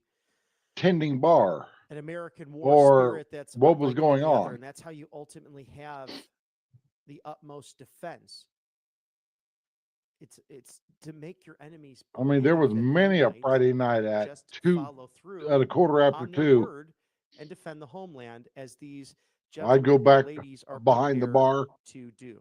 Some of the and there'd finest be 3 inches of water military standing minds there. in world history, and they happen to be You serving know, from ice being Old dropped on Glory the for floor display and just, there as they wait for their water commander being in splashed chief. out of the sink and stuff, just It's busting inspiring this ass. morning. So look, Tuesday, September 30th, 2025. And the first time Military that leaders from happened, around the they were world both like, "Oh my God, stationed we're in sorry." And I'm countless like, different bases being "No, called back in a you historic guys day fucking that rock." we have not seen this leadership aligned all If together I got to in one spend an room extra hour at cleaning the Marine Base bar, Quantico in Virginia, perhaps and I got to since spend World an War extra II, if we half go to hour military counting the history for that, money but I that know you this guys has been rang up, a very long time that this has and the bar not back's been got to the spend case, an even extra in half hour wartime, to have stocking, so many leaders in the military together in one that's room, fucking including awesome. the General Chairman of the Joint Chiefs of Staff, Raisin Kane, and Secretary Hegseth. And the But I am Commander-in-Chief, so glad President it's Donald Trump, DEI 9:20 bullshit. on the East Coast. President Trump is in the House and ready to address military So glad this leadership. DEI bullshit is It's done. you never necessarily say it's tough to follow President Trump, which it always is. If anyone does, Because I always follow thought that President was Trump, I can stupid. remember at Turning Point USA Oh, well, we got conference to back in hire you 2019 because, when Ben we have to Shapiro have was the keynote one speaker, black and person or he one aptly, Asian person almost or smugly one said, "But woman. I'm a big fan of Ben's," but he said, "Oh, I get to keynote right after President Trump spoke because he spoke in the afternoon at the West Palm Beach facility down there in the free sunshine state of Florida." President Biden, But Secretary of this Defense. will be quite a speech to follow as Secretary Hegseth having his patent moment, the American flag in the background, draped with the presidential seal, the Pentagon flag, also all the flags depicting our 6 branches of the United States I mean, military, including just go back that through of the the last United administration. States Space Force, Look at the people Department that of Biden had. or key department within the United States Air Force, as President Trump has changed the And military for the better. look at the people that Trump I was picked. actually looking up during the speech age limits now in the military branch in case you're interested in joining, because all of the woke nonsense is gone. As long as you do the 2 PT tests during the year, it looks like you have the opportunity to serve in America's military, whether that be regular and full-time to National Guard and militia. A great thing to see that numbers are going up because of the merit-based Yeah. movement within Now, the military. I'm So the Army now glad 17 to 35, Marine Corps 17 to 28, Navy 17 to 41, Air Force 17 to 42, Coast Guard 17 to 41, and Space Force 17 to 42. Now, professional roles can include unique roles such now as I'm healthcare glad or ministry may that extend they're making the age women limit in some branches, especially when it have to comes do the to same thing. chaplain roles and services, Now, because some our people, good fighting mainly force does the need liberals that out there, are spiritual going to be commitment like, again, and it's women good to see can't that do it. spiritual commitment Really? from our Secretary of War and again Because the I President guarantee you, of the United States, who often invoking the I name don't know of a of Jesus man Christ, our Lord and Savior. This is his that nation. my We saw daughter that or back my on wife September 21st with countless leaders can't within go the hand in cabinet hand with. speaking about the name of Jesus in honor of Charlie Kirk. Vice President J.D. Vance stating on that as well, "I've never spoken so much on Jesus in the last couple of weeks in my public life." You And know, I'm sure these so many leaders people would want these aptly add to that girly as they are girls. prepared to listen to Not their me. commander-in-chief moments I've never liked from girly girls. I now. want a The other bad big bitch. news today is potential And government for those of you shutdown. that We have went through seen my some of wife that and the few of you with that have President got to Trump's meet my truce wife, and the jest he had this my wife morning is a bad bitch, regarding and so the is Senate my Minority daughter. Leader, the House Minority Leader as well, who are once for keeping the government open regardless, just to make sure that people like this get funded, people in And to full-time any military, ladies people watching, in ICE, the vital workers my in our daughter government who need to just gave continue the birth to her mission of second defending child, the homeland. April That's why 1st. you keep this government open. And But the guess what Democrats shorts want she had to $1.5 dig out to trillion put on Sunday? for the funding of illegal aliens for Shorts she healthcare. wore to And high they're willing to school. shut down the entire government over it. Not sure what their strategy There is. is no Let's go fucking there live excuse now to Marine Base Quantico. Well, you've heard from me. So now it's the main event, our Commander-in-Chief. I had the privilege every single day of watching him put America first, of ensuring that our warfighters have everything they need. His compass is clear. He's easy to follow because you know he has our back. I was thinking backstage, the man who was the Commander-in-Chief when the War Department was created was George Washington. The man who was president when the War Department was reestablished is President Trump. And when he found out about this gathering of senior leaders, he said, I would be honored to come in order to address and thank the incredible Americans who defend our nation. He has a heart full of gratitude and love for what you do, and we get a chance to see it every day. And I'm honored that this morning you all firsthand get to see it as well. So ladies and gentlemen, join me in welcoming the 45th and 47th President of the United States, our Commander-in-Chief, Donald J. Trump.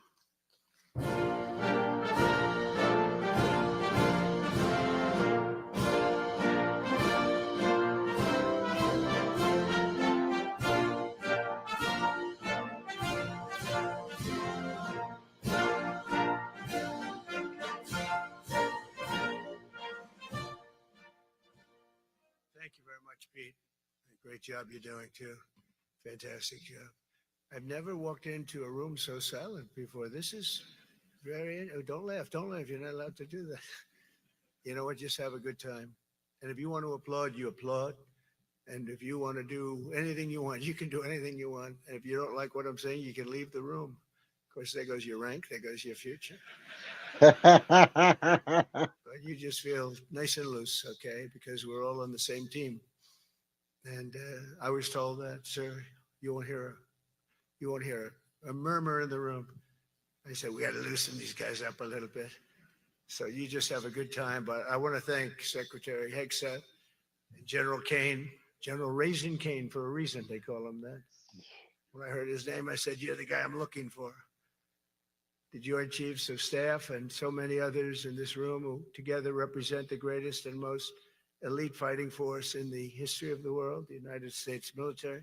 We're very proud of our military. I rebuilt the military during my first term. It's one of the greatest achievements. We had the greatest economy in history, and I built the military. Those are the two things I say more than anything else. And I also kept us safe at the borders. We had very good borders. We didn't have people coming in from jails and prisons and everything like took place over the last 4 years. They'll never forget what happened to this country over the last 4 years with the incompetence.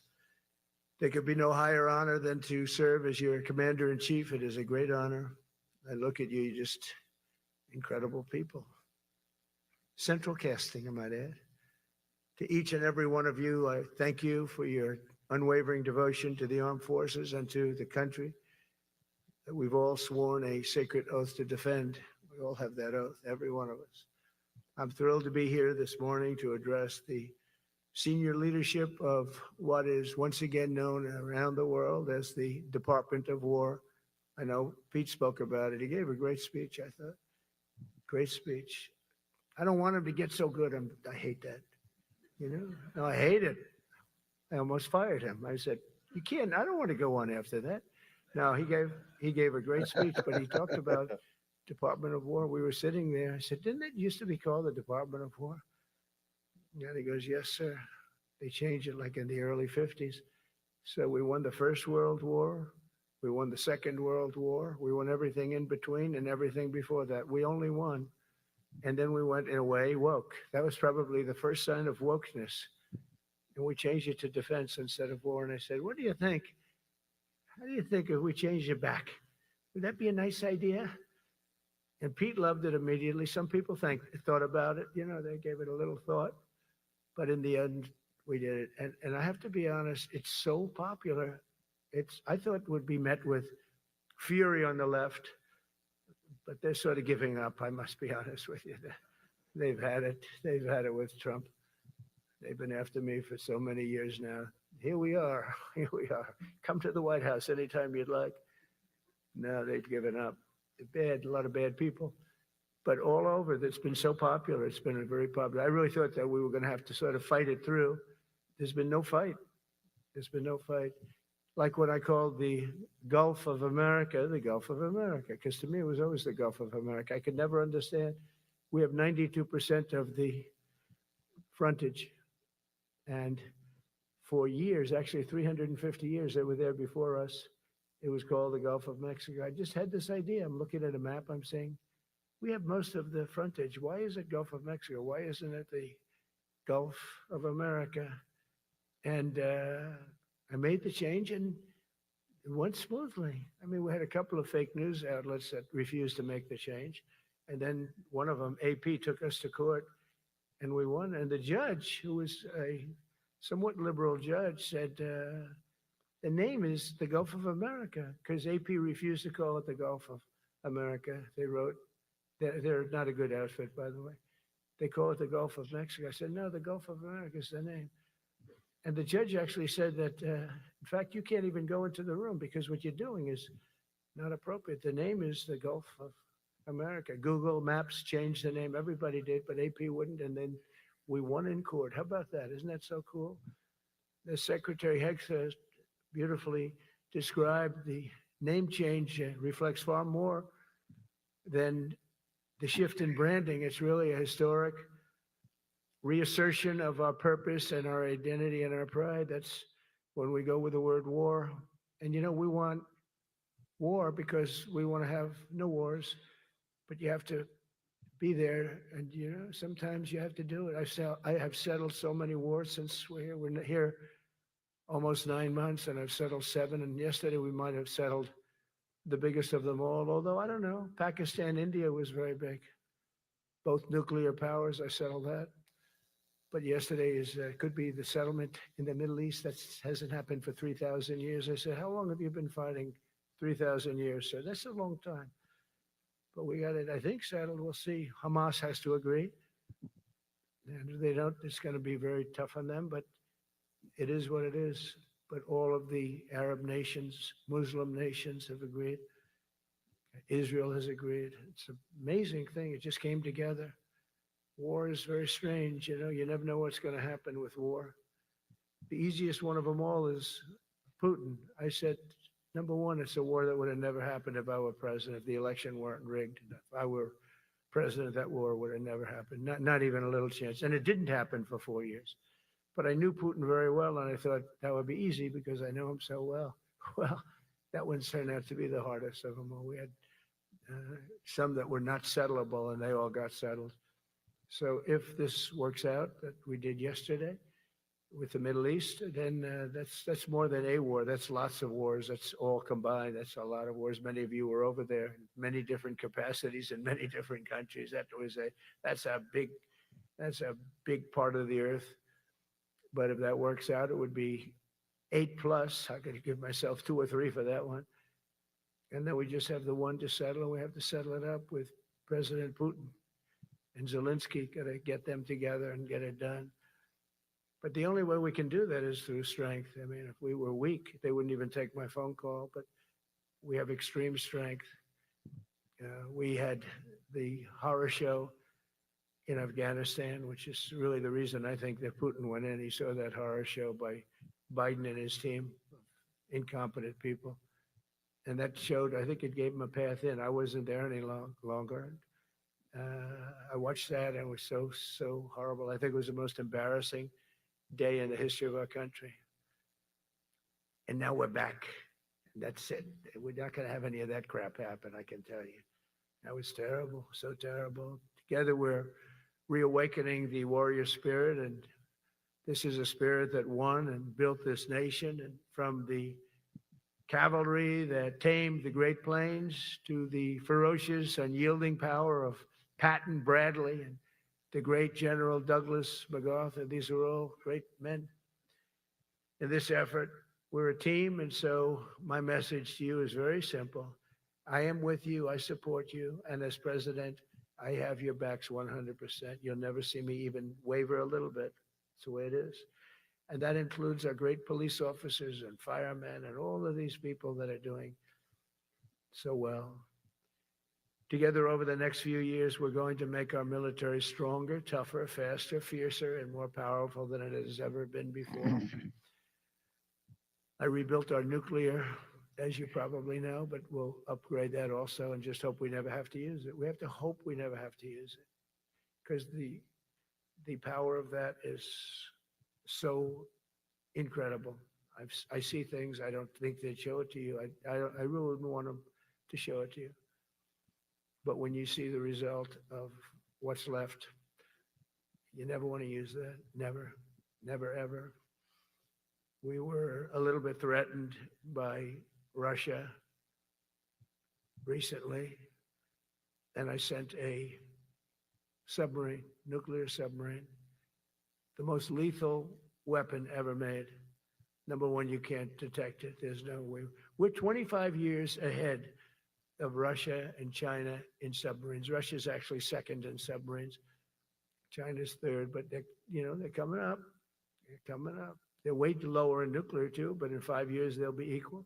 They're coming up. And you don't have to be that good with nuclear. You could have 1/20th what you have now and still do the damage that would be, that'd be so horrendous.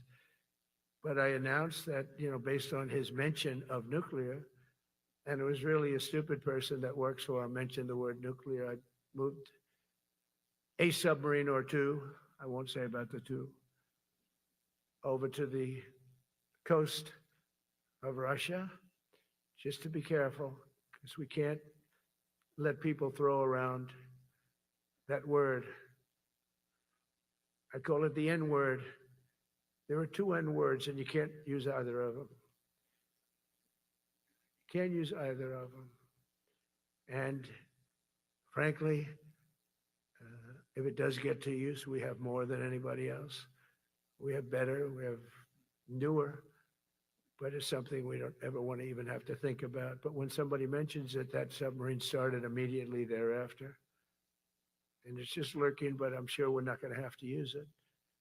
But it's an amazing, it's undetectable, totally. Ours is, theirs isn't. Theirs are totally detectable. We can detect them easily. We go right to the spot. But we have genius apparatus that doesn't allow detection. It doesn't allow detection at all by anybody above water or below water. It's incredible. We're way ahead of everybody in that and other things. As a result of the exciting renewal of the spirit of our armed forces, and that's what it is. It's really reaching that spirit, unprecedented heights. Over the past 8 months, new enlistments, I'm so proud of this, have surged to record highs, the highest we've ever had. And we used to have recruiting shortages. If you remember, about a year and a half ago, I was at the beginning stage of a campaign, and things came out that you couldn't get people to join the armed forces. And by the way, the police also. Fire department. I always put the fire department in because they're great. They're great. And I got 95% of their vote too. That helps. When you get 95% of their vote, you always have to mention them. But they're great. And they're brave in our inner cities, which we're going to be talking about, because it's a big part of war now. It's a big part of war. But the firemen go up in ladders and you have people shooting at them while they're up in ladders. I don't even know if anybody heard that. And I said, don't talk about it much, but I think you have to. Our firemen are incredible. They're up in one of these ladders that goes way up to the sky, rescuing people, and you have animals shooting at them, shooting bullets at firemen that are way up in death territory. You fall off that ladder, it's over. It's over. They don't even have to inspect you when you hit the ground. And you have people shooting bullets at them in some of these inner cities. We're not going to let that happen. So I always mention the firemen because that's actually a big problem we have. They are unbelievable. Like you, they're unbelievable people. For the first time on record in 2025, the Navy, Air Force, and Space Force all met or surpassed their recruiting goals 3 months early. That never happened before. And the Army did even better. Congratulations, Army. They met everything. And these were the highest standards because we're making it larger. So these were much higher standards than you had 4 years ago, 3 years ago, during the sleepy Joe Biden era. And the Army did it 4 months early. And you remember a year and a half ago, they said the big stories that we're way behind with the Army, Air Force, the Navy, the Marines. We're way behind, Coast Guard, and even Space Force. I love Space Force because that was my creation. You know, when you create something, I love it. And the people we put in there were good. I got that right. We put in great people initially, and we really dominated. We really dominate in that sphere now. We're way behind China and Russia, and now we dominate. Space Force turned out to be a very important thing. I said from the beginning, you know, when Biden came into office, he wanted to terminate it. He said, and this thing called Space Force, so we could get rid of that. And he got hammered by the people in this room for even suggesting it, because it's very important, one of the most important. And as time goes by, it'll get more and more important. But we're now at 106% of our recruiting targets for the year, and that's the best in far more than a generation. And for the Marines, morale is so strong that the Marine Corps will meet its 2026 retention targets before the end of October, which never happens. And that's the earliest it's ever happened in the history of our country. And it makes you feel good, you know. I felt guilty. I'd go make a speech in front of never people like you. You are the leaders, but people, soldiers. And I felt embarrassed because there'd be stories about, you know, we couldn't fill up our Army, Navy, Air Force. We couldn't fill them up. And it was headlines. It was during Biden's 4 years, the auto pen. I call them the auto pen. It's, how would you like to have your thing signed by an auto pen? You know, when I have a general and I have to sign for a general because we have beautiful paper, the gorgeous paper, I said throw a little more gold on it. They deserve it. I want the A paper, not the D paper. We used to sign a piece of garbage. I said, this man's going to be a general, right? Yeah. I don't want to use this. I want to use the big, beautiful, firm paper.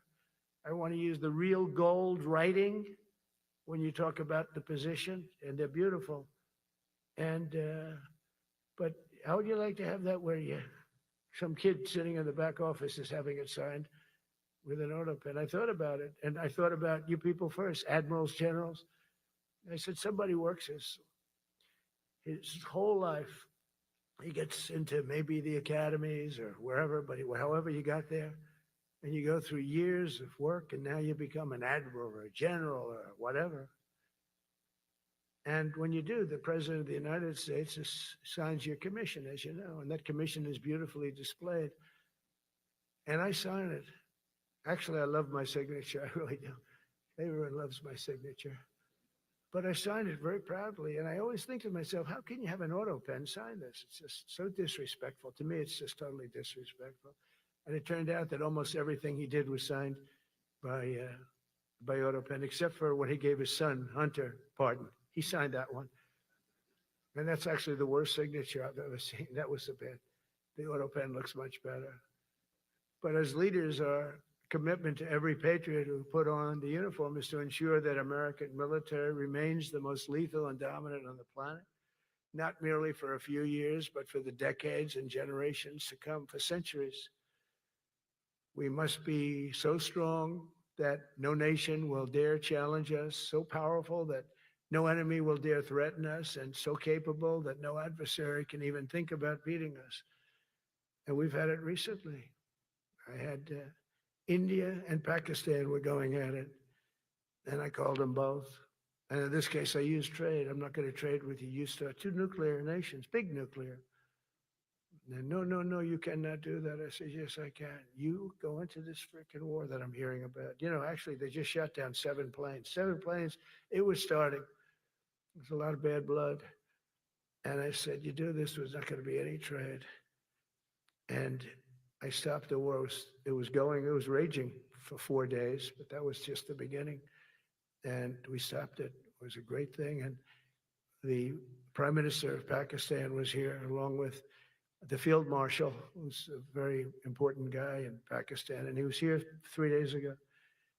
And I didn't even realize it as beautiful as he said it, but he said that to a group of people that were with us, 2 generals, but a group, He said, this man saved millions of lives because he saved the war from going on.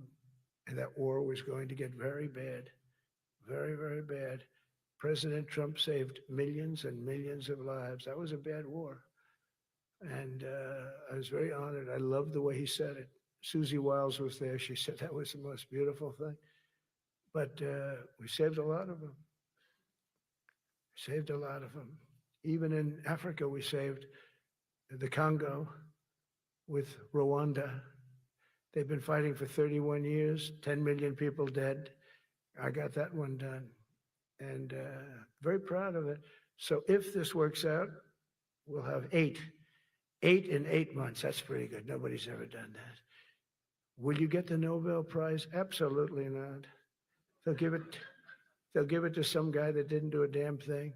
They'll give it to a guy that wrote a book about the mind of Donald Trump and what it took to solve the wars. And he'll get the Nobel Prize will go to a writer.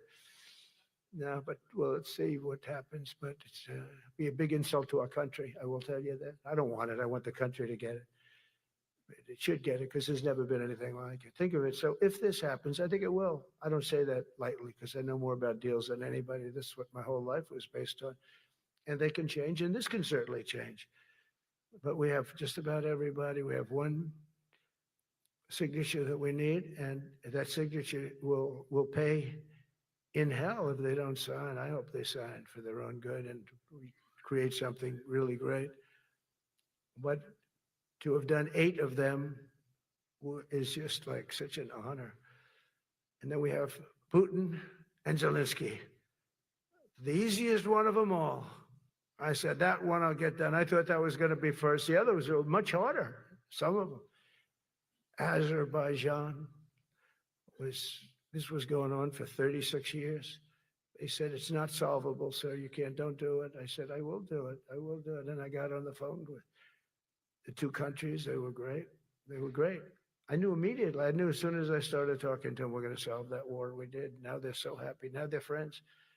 One said he's been president for 32 years, 22 years. He said, for 22 years, I did nothing but kill his people. They were in the room together at the Oval Office. And they started off spread like this. They have the beautiful Resolute desk. And one was here, and one was here. You couldn't get further away. That's the furthest I've ever seen 2 people in front of me. And as the hour went by, they got closer, closer, closer. And at the end of the hour, we had it done.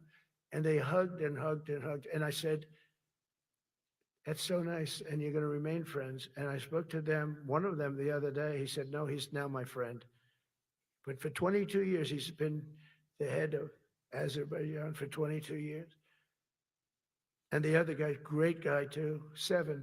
And you know that war, that was a war that was not solvable. He said for 7 years. The other one said for 22 years. All I did was kill his people. That's all I've done. I said, well, we're going to put a stop to that. So we solved that.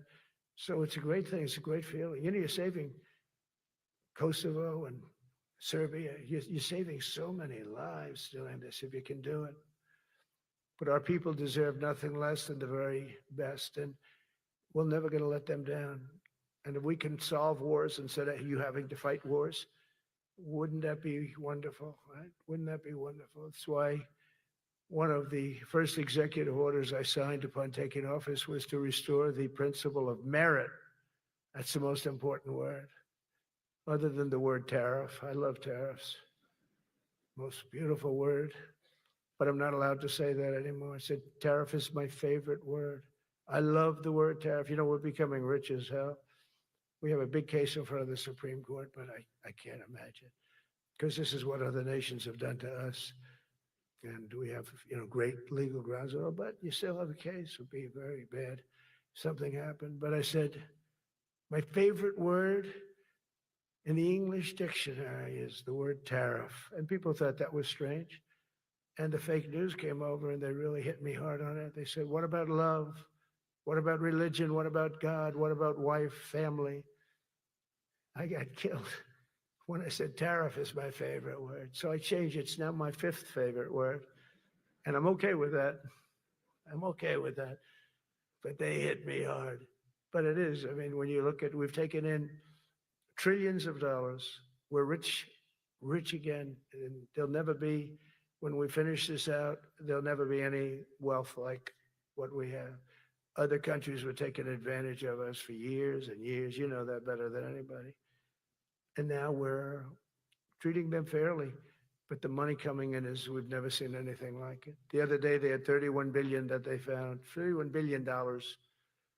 So we found $31 billion and we're not sure from where it came. A gentleman came in, a financial guy. I said, well, what does that mean? He said, we don't know where it came. I said, check the tariff shelf. No, sir, the tariffs haven't started in that sector yet. I said, yes, they have. They started 7 weeks ago. Check it. Comes back 20 minutes later. Sir, you're right. It came from tariffs. 31 billion. That's enough to buy a lot of battleships, Admiral, to use an old term. I think we should maybe start thinking about battleships, by the way. You know, we have a Secretary of the Navy came to me because I look at the Iowa out in California and I look at different ships and the old pictures. I used to watch Victory at Sea. I love Victory at Sea. Look at these admirals. It's got to be your all-time in black and white. When I look at those ships, they came with the destroyers alongside of them, and man, nothing was going to stop. They were 20 deep, and they were in a straight line, and there was nothing going to stop them. And we actually talk about, you know, those ships.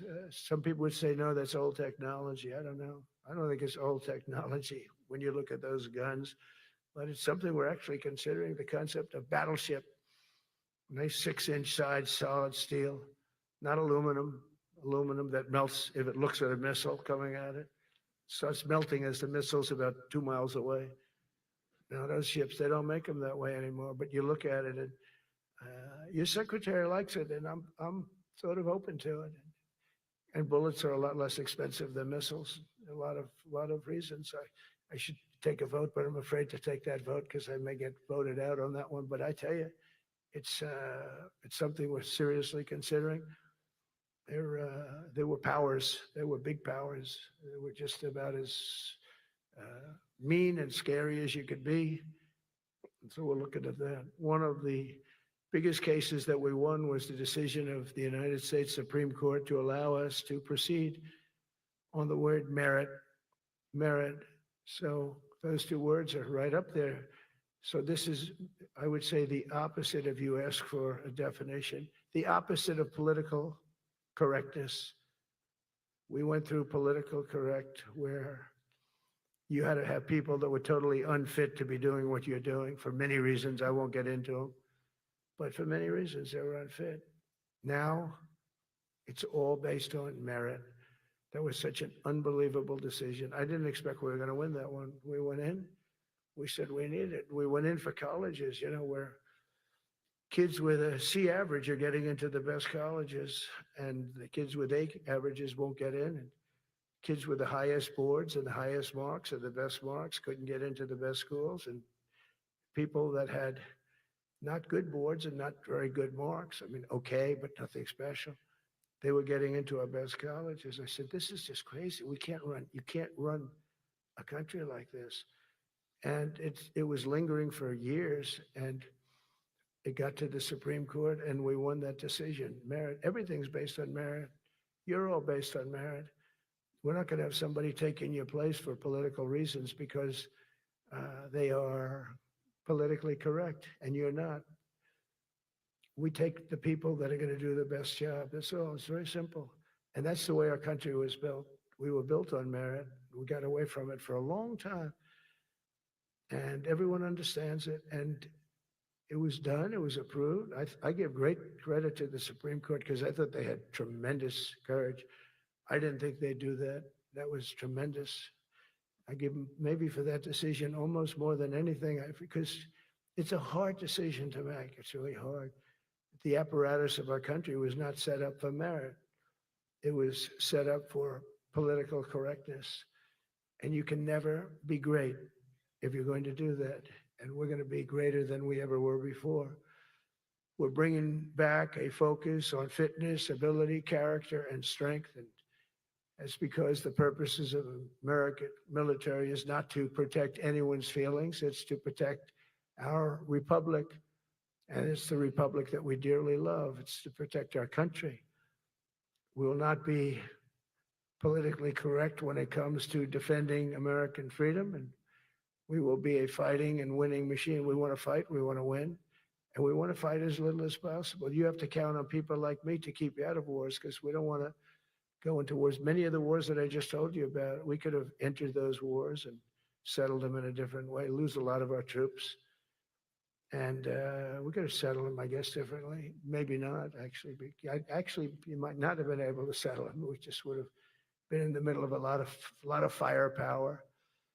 But when we do need it, you're going to be so ready, and you know it. But very importantly, with that goal in mind, I've committed to spending over $1 trillion on our military in 2026, and that's the most in the history of our country. $1 trillion. That's a lot of money. I hope you like that. Ma'ams and sirs, I hope you like it.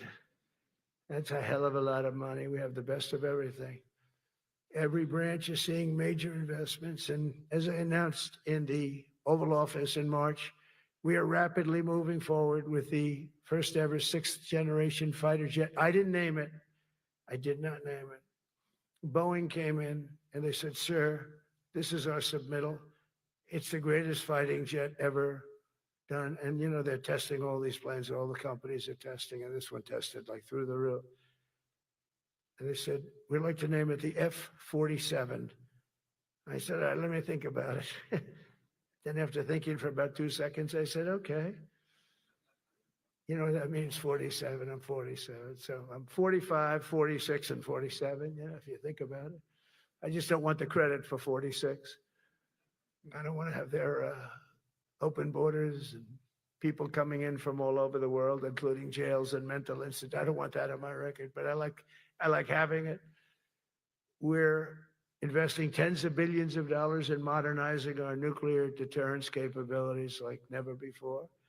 And we've begun construction on what we call the Golden Dome missile defense shield. It'll be the most sophisticated in the world. You watched it do well until they had some problems at the end with a little bit of a lack of ammunition, defensive ammunition, but they've got that taken care of. But I tell you, it's what we're doing is so good, and we deserve it. You know, we help other countries with it. We don't have it ourselves.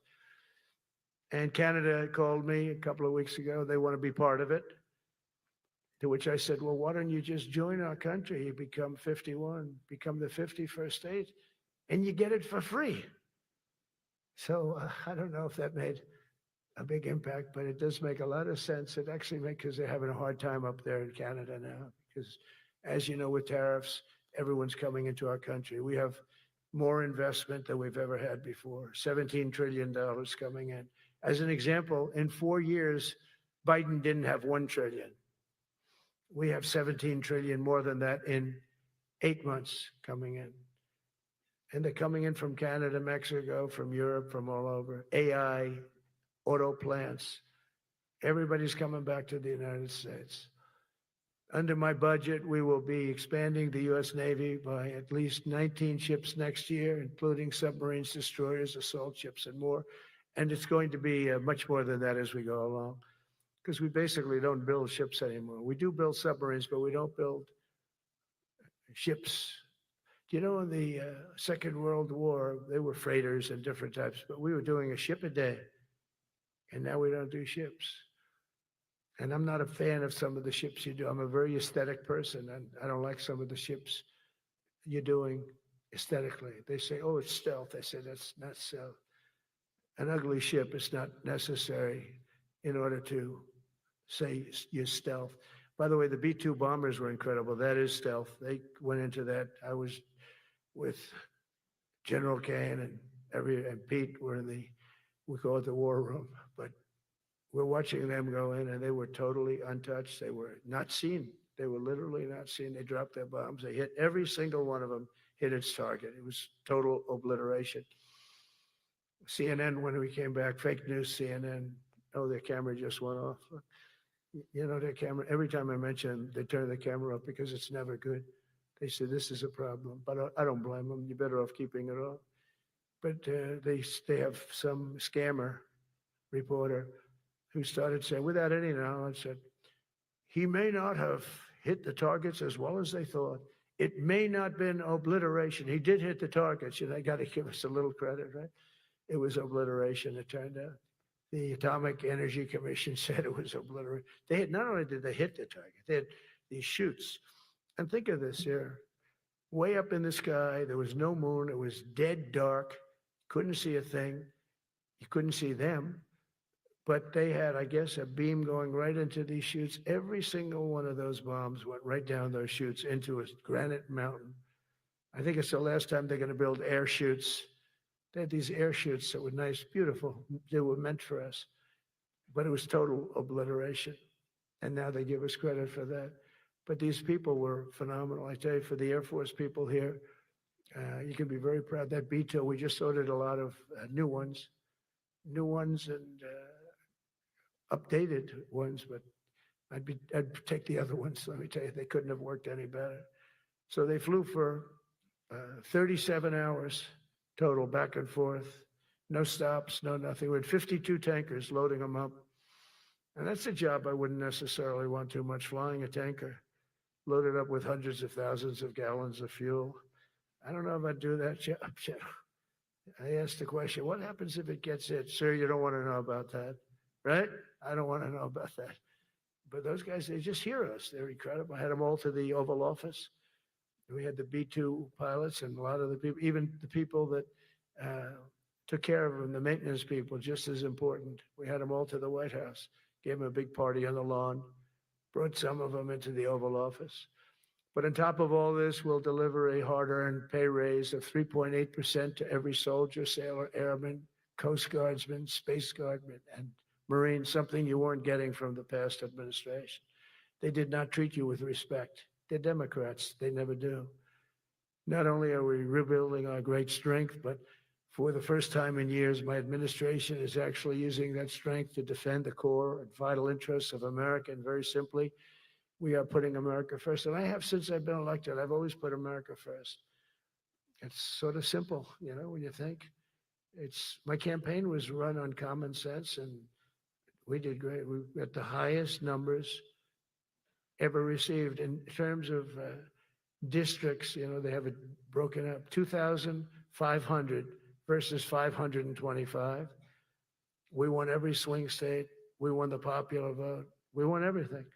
We won everything. You have to take a look at the map. It's almost entirely red, except there's a little blue line on each coast, and I think that's going to disappear too. We did really great, and part of it is because of our success with the military, the rebuilding of the military, the vote that I got from the military, and they were the vicious people, you know, that we have to fight, just like you have to fight vicious people. Mine are different, a different kind of vicious, but they spread all these horrible, you know, they made up statements and said what I said about everything, but even about the military. But fortunately, the military didn't believe it. It's hard, you know, they make up a statement and they said, you say it. We had 25 people that said he never said that. 25. We had 25 affidavits. And they said, well, we're going with it anyway. You know, these sleazebags. And that's why the press is really losing all power, because people aren't believing it. We need an honest press. We need borders. We need borders. We need an honest press. We need fair elections. I mean, those three things. And we don't have an honest press. We have a really corrupt press, but we fight through the corrupt press. And the people understand. You have to do this stuff a lot. You have to go on television a lot, because you can't get a fair shake if you're going to rely on somebody else.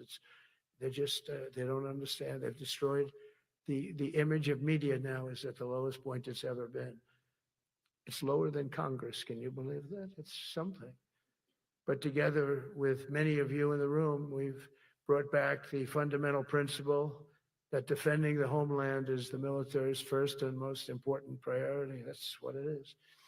Only in recent decades did politicians somehow come to believe that our job is to police the far reaches of Kenya and Somalia, while America is under invasion from within. We're under invasion from within.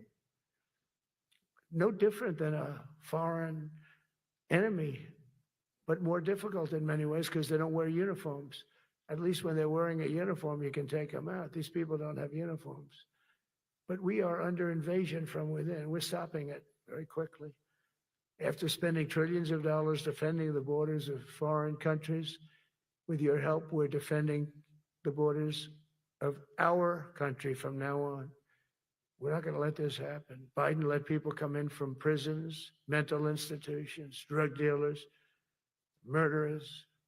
You know, we had 11,488 murderers allowed into our country by this guy who had no clue. He had no clue. He shouldn't have been there in the first place, but he had no clue. The people that ran the office, the White House, were people that surrounded him, radical left lunatics that are brilliant people, but dumb as hell when it came to policy and common sense. And they allowed people from all over the world, from the Congo. They opened up prisons in the Congo. They came into our country totally unmatched, unvetted, unchecked. And from all over South America, not just South America. You know, you think South America, no, but from all over. A lot came in from Venezuela. Venezuela emptied its prison population into our country. That's why they have Tren de Aragua, one of the worst gangs ever.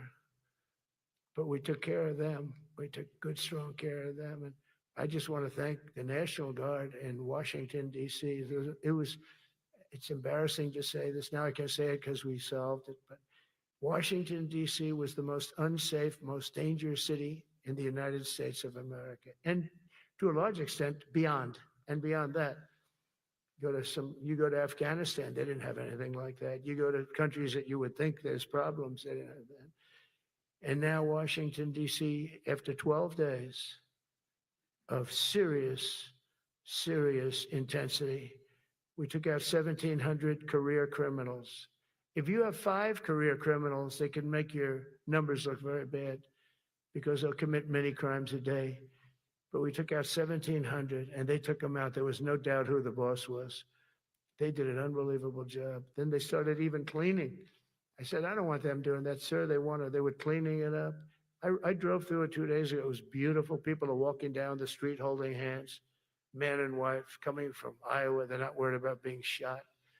Washington, D.C. is now a safe city. In fact, I went out to dinner with my crew. I haven't done that. In theory, I wouldn't do it. And I felt totally safe. And nobody's been attacked. Nobody's been hurt. Washington, D.C. went from our most unsafe city to just about our safest city in a period of a month. We had it under control in 12 days, but give us another 15, 16 days. It's perfect. And people other than politicians that look bad, they think, you know, the Democrats run most of the cities that are in bad shape. We have many cities in great shape too, by the way. I want you to know that.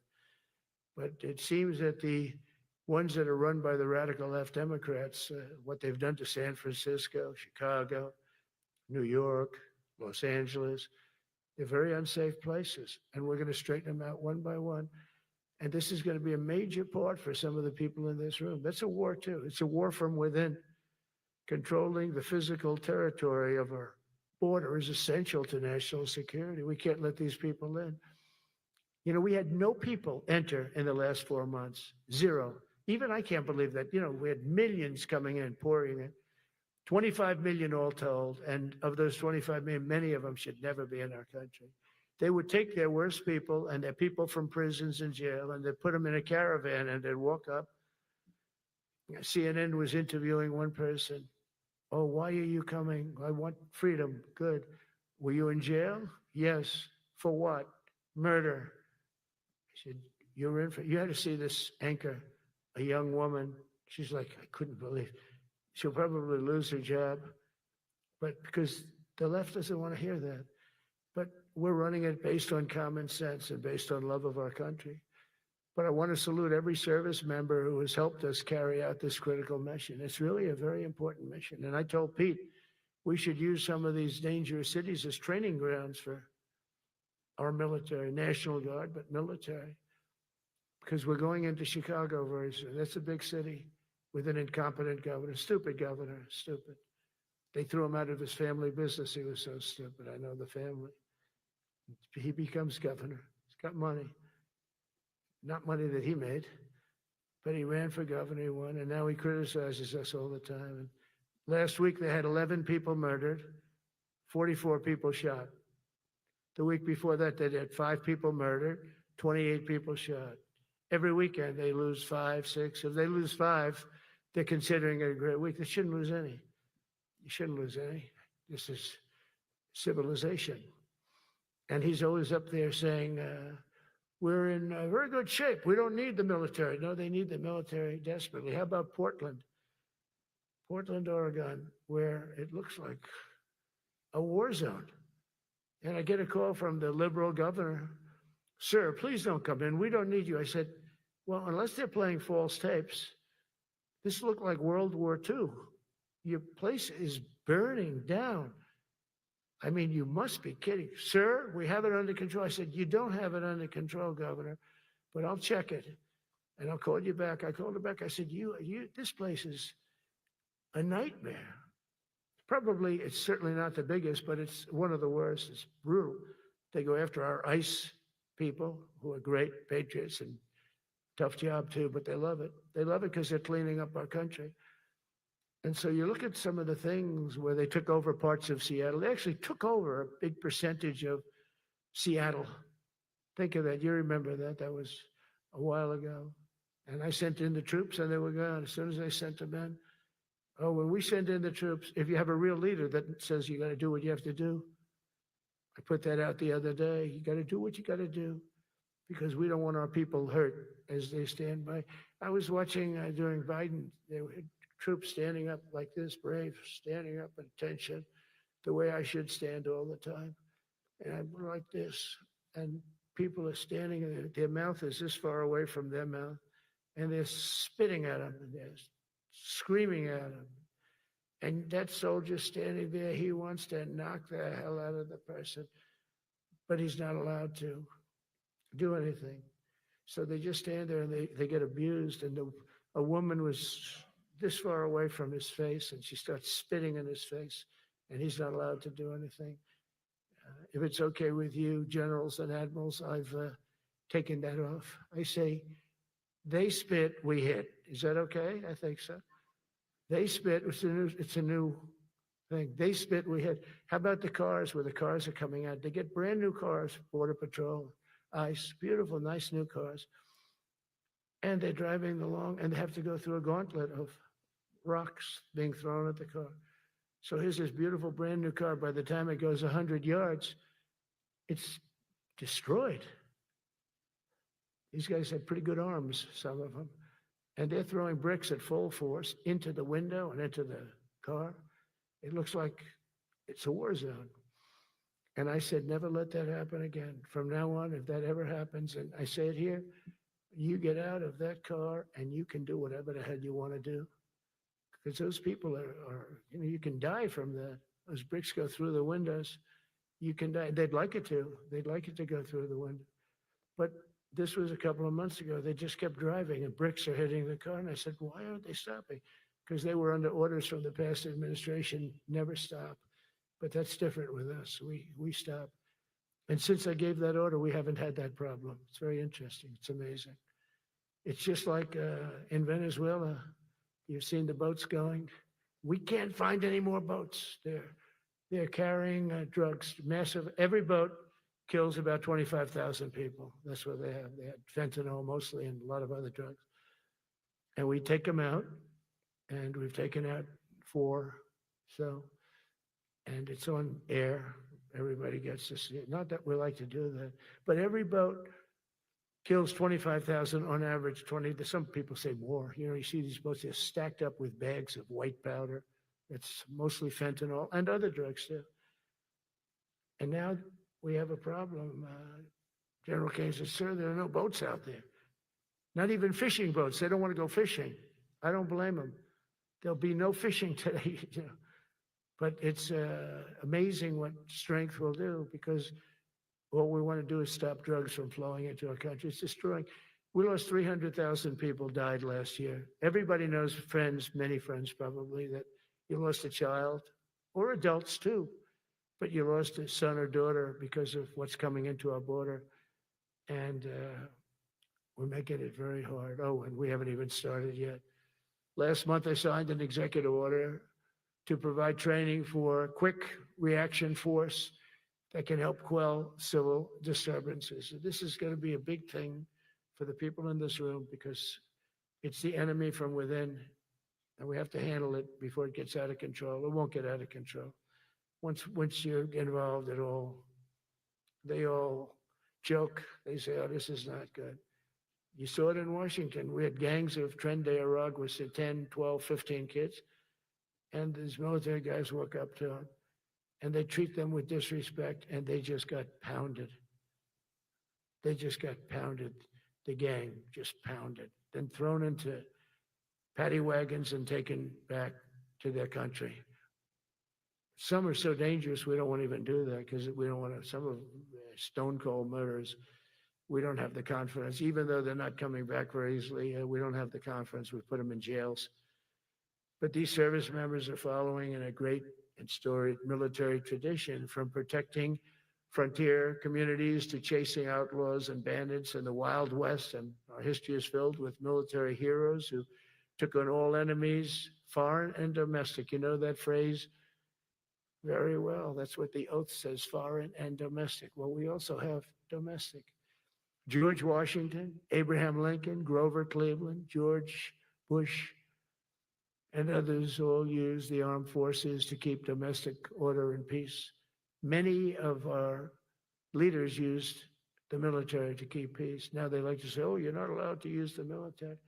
And you know what the people say? The people in those cities where they're being raped and shot and beat up, you know what they say? We love the military. You ever see where they interview the people on the street? I've never seen somebody say they don't, unless they're radical and paid off, because a lot of these insurrectionists are paid by, whether it's Soros or other people, but they're paid by the radical left. So today I want to thank every service member from general to private who has bravely helped us secure the nation's capital and make America safe for the American people. It's amazing. The whole world is watching. Everybody in the White House, they come up to me, young women, sir, thank you. I know immediately what they're thanking. They don't have to say it. They walk to work now to the White House. We haven't had a crime in Washington in so long because we got the careers. We call them the careers. We got these lunatics out, and they'll never be any good. You know, I hate to tell this to the liberal media. You could spend time with them. You could do whatever you want. You could send them to the finest schools, which they couldn't get into anyway, mentally. They couldn't get in, but no matter what you do, they'll never be good. They're bad. They're career criminals. So I don't know, maybe they were born that way. Some people don't like me to say that, but maybe they were. Certainly some were. Together with the leaders here today, we're also restoring a needed focus on defeating threats in the Western Hemisphere. Throughout this region, cartel terrorists have been allowed to wage a relentless campaign of death and destruction on our country, all because we had weak leadership on top. And we did a great job with it first term, but this is something else what we're doing now. We're taking it to the next level, probably next level times 3. But we had COVID come up and we had to take care of that. We did a great job with COVID. We had the therapeutics, it's just Regeneron, so many things we did for COVID, but we had to focus on that. And every other country in the world was being decimated by COVID. So we had to change gear a little bit to take care of that. But under our leadership, the military is now the knife's edge in combating this sinister enemy. We have to put the traffickers and cartels on notice, and we've done that. And we put them, a lot of them, we've called them a terrorist organization, which is actually a big thing to do. Nobody's done it, but I've done it with a lot of them. It gives you a tremendous advantage. If you try to poison our people, we will blow you out of existence, because that's the only language they really understand. That's why you don't see any more boats on the ocean. You don't see any boats. Around Venezuela, there's nothing. As president, I will never hesitate to defend our people from threats of violence, from the horrible plague that's taking place from within. The Iran nuclear power, the Iran, all of the great power that we thought existed. We blew it out to kingdom. We took advantage of it, and we just really took advantage of it. And it was a beautiful thing to see. And that's what military power can achieve. That's why I chose Raising Cane. He's fantastic, by the way. I hope you all agree. If anybody disagrees, could I please have your hand? Who disappears at Raising Cane is no good? Just raise your hand. I don't see any hands raised. All right. That means you're okay. That means that he's okay now, but I saw his results. You know, he took out ISIS. I was told it was going to take 4 years. It took 4 weeks. I went to see him, and he took him out in 4 weeks, knocked him out, knocked him to hell. And I was told by military people it was going to take 4 to 5 years to do it. And I don't even know if we'll have it then, sir. These were the Washington generals. I call them the television generals. But Raising Cane did it in 4 weeks, took out 100% of the ISIS caliphate. As a result of these actions and many others since my inauguration, we're witnessing the triumphant return of peace through strength. We have great peace through strength. America is respected again as a country. We were not respected with Biden. They looked at him falling downstairs every day. Every day, the guy's falling downstairs. He said, it's not our president. We can't have it. I'm very careful, you know, when I walk downstairs like I'm on stairs, like these stairs, I walk very slowly. Nobody has to set a record. Just try not to fall, because it doesn't work out well. A few of our presidents have fallen, and it became a part of their legacy. We don't want that. You walk nice and easy. You don't have to set any record. Be cool. Be cool when you walk down, but don't bop down the stairs. So one thing with Obama, I had zero respect for him as a president, but he would bop down those stairs. I've never said, da-da-da-da-da-da, bop, bop, bop. He'd go down the stairs, wouldn't hold on. I said, it's great. I don't want to do it. I guess I could do it. But eventually, bad things are going to happen. And it only takes once. But he did a lousy job as president. A year ago, we were a dead country. We were dead. This country was going to hell. We were dead in every way, from immigration to military. We didn't have the weapons. We were given everything to Ukraine. We had nothing. And by the way, I have to tell you, now, as you know, I went over and I met with NATO, and NATO raised from 2 to 5, which everyone said 5% of GDP. Millions and now trillions of dollars are pouring in. They didn't pay the 2% because they know we were there to pay it. And now they paid the 5%. That's trillions of dollars. And we're not spending any money on that war, not 10 cents. We sell our equipment to NATO. NATO pays us for the equipment, and they give it to Ukraine or whoever they give it to. But they can keep it. But we're not involved. We have no money going out. Biden gave $350 billion. Not sustainable. $350 billion. And we have a war that should have never started. But we're not doing that anymore. So I just want you to know we're selling equipment. Our people are buying equipment. They are buying the equipment at full price, a fair price.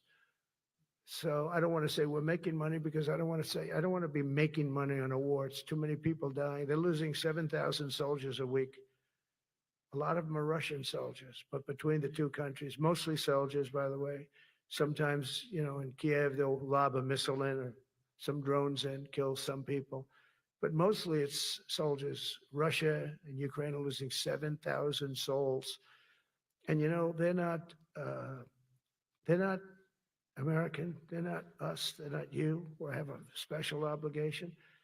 But they're soldiers. They're young people. They leave their parents. They wave goodbye. And then 2 days later, they're blown up so unnecessarily. And so that's the primary reason I want to get it done. We got to get it done. It's crazy what's going on. That's the worst war that there's been since World War II. The number of soldiers that are being killed there is just crazy. From 5,000 to 7,000 soldiers die a week. Think of that. So I think we'll get that done. But that's turned out to be the toughest one. I'm so disappointed in President Putin. I thought he would get this thing over with. He should have had that war done in a week. And I said to him, you know, you don't look good. You're 4 years fighting a war that should have taken a week. Are you a paper tiger? And it's a shame, but I think eventually we'll get that one done, just like in theory, I want to knock on wood because you never know. It's like we're going to have the Middle East done, which is actually a much harder thing to do. I mean, thousands of years, but we have to get that war done. So now just think of it, we're a dead country. I was with the King of Saudi Arabia, a great guy. I was with the Emir of Qatar. I was with the great leadership of UAE. I was over there. We brought back $2 trillion and more. They ordered 200 planes, Boeings. They ordered so much, and they were great. But they all said essentially the same thing. They said, 1 year ago, you were a dead country, and now you're the hottest country anywhere in the world. We're the hottest country in the world right now. The absolute hottest country in the world. There's nobody even close. Putin said that to me. We met in Alaska, had a good meeting. Then he went back and started sending drones into Kiev. I said, I thought we had a good meeting. But it's one of those things. But we were a dead country a year ago, and now we're the hottest country anywhere in the world. Think of that. You can be proud of that. And you must have felt like hell when you have a wife or a husband at home, and you used to read the numbers that we can't get people to join the Army, Navy, Air Force, Marines, Coast Guard. You must have felt like, I have a job that nobody wants. That doesn't feel good. Well, now you have a job that is brimming over with people wanting it. They want it. And you're able to get a much higher quality because now you have your choice. You want so many.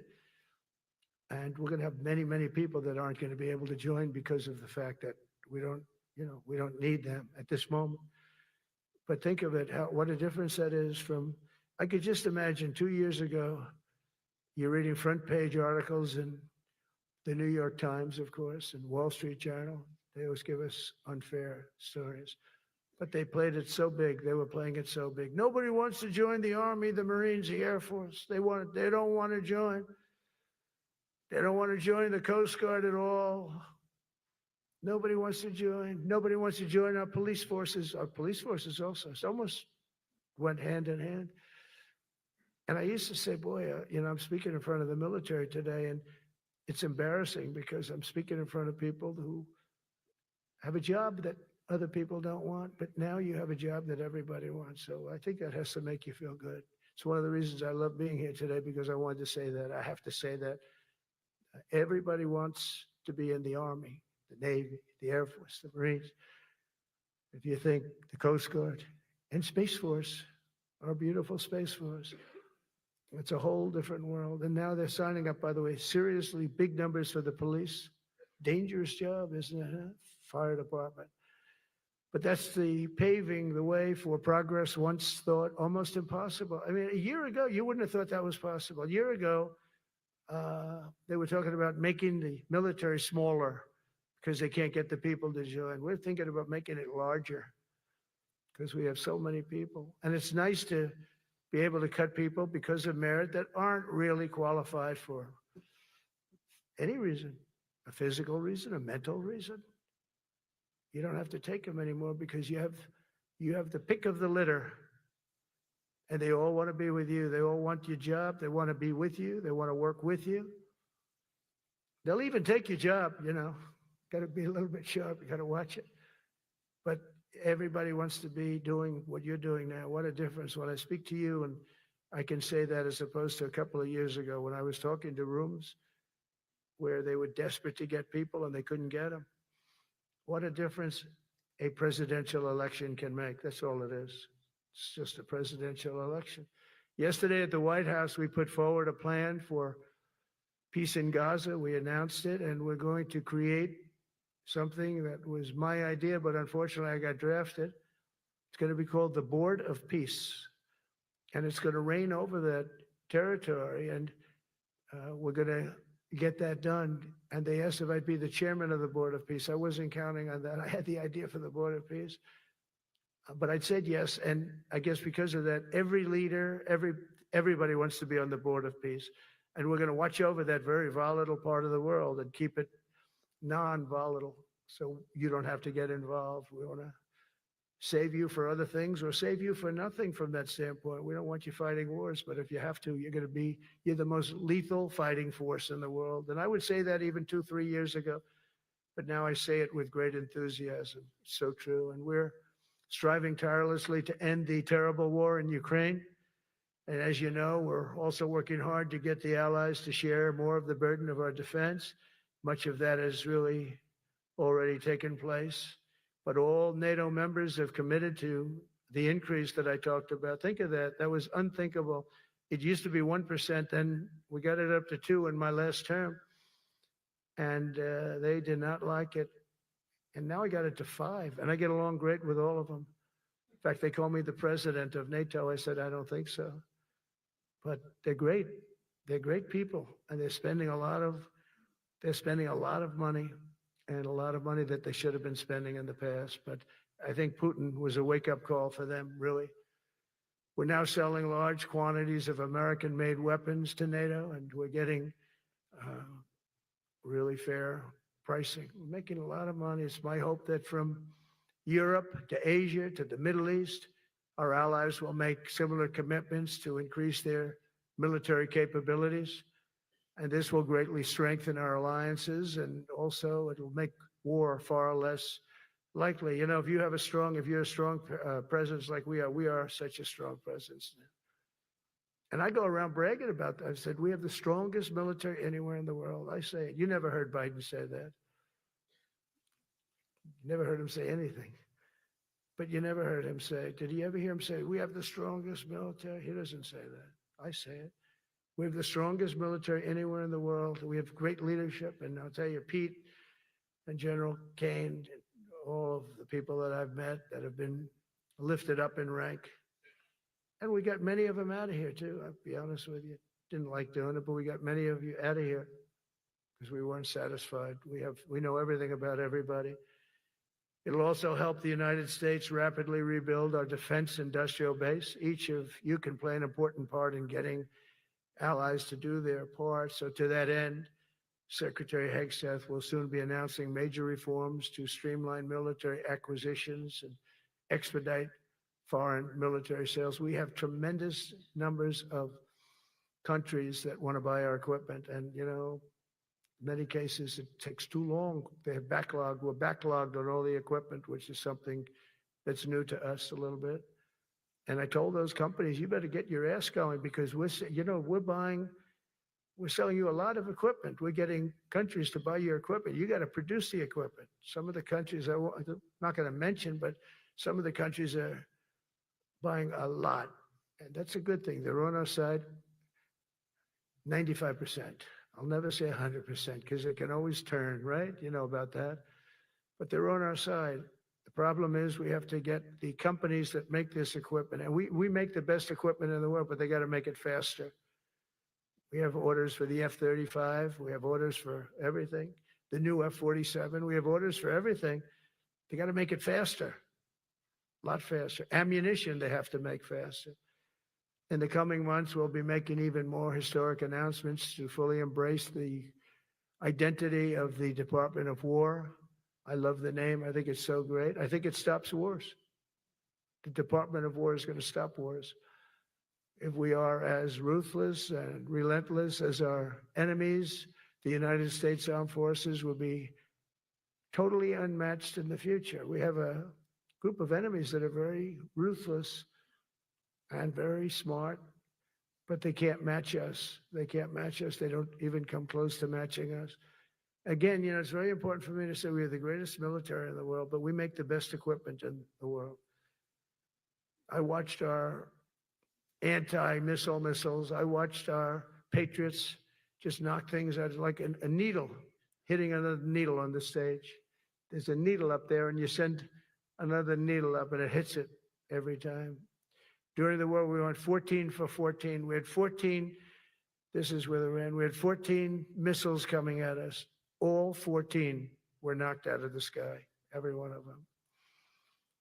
We make the best equipment. From Sparta to Rome, to the British Empire, to the United States of America, history has shown that military supremacy has never been simply a matter of money or manpower.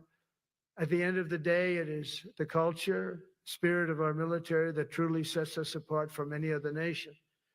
Our ultimate strength will always come from the fierce people, and those brilliant people with such pride, and the unbending will and the traditions of excellence that have made us the most unstoppable force ever to walk the face of the earth. And that's what we are. Remember, we never want to use it, but we have the most powerful nuclear capability, and I call it nuclear deterrent of any other country. Nobody close. The men and women in this room inherit the legacy built and won by Washington and Jackson, Grant and Pershing, Eisenhower and Patton, Nimitz and LeMay. We carry forward the majestic military heritage passed down from father to son, soldier to soldier, and one generation of warriors to the next. You are warriors, you know that, right? You're great warriors. Well, you wouldn't be in this room. You're the best of the best.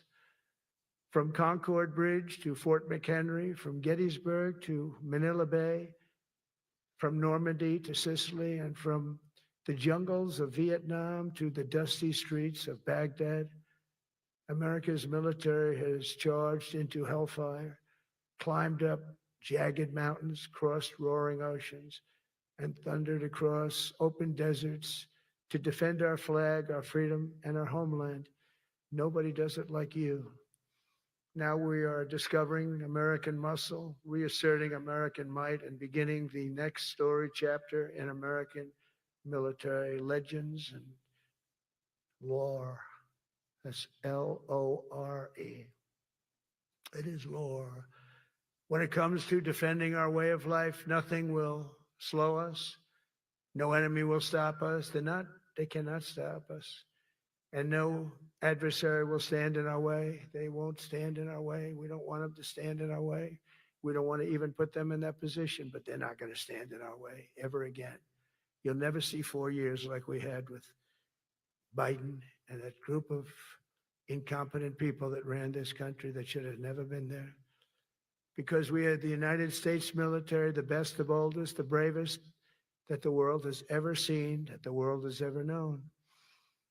With leaders like we have right here in this beautiful room today, we will vanquish every danger and crush every threat to our freedom in every generation to come, because we will fight, fight, fight, and we will win, win, win.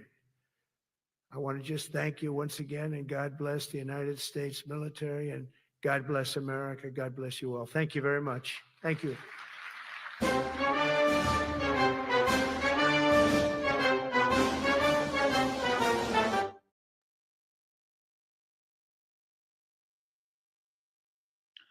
Okay, everybody. Whew. I'm glad this is over. I didn't feel good when I started this, and I'm just feeling worse. So thanks for hanging out. Thanks for watching. Be sure to hit the like button if you want to donate. You know, the Cash App thing is up in the pinned comment. And everybody have a great day.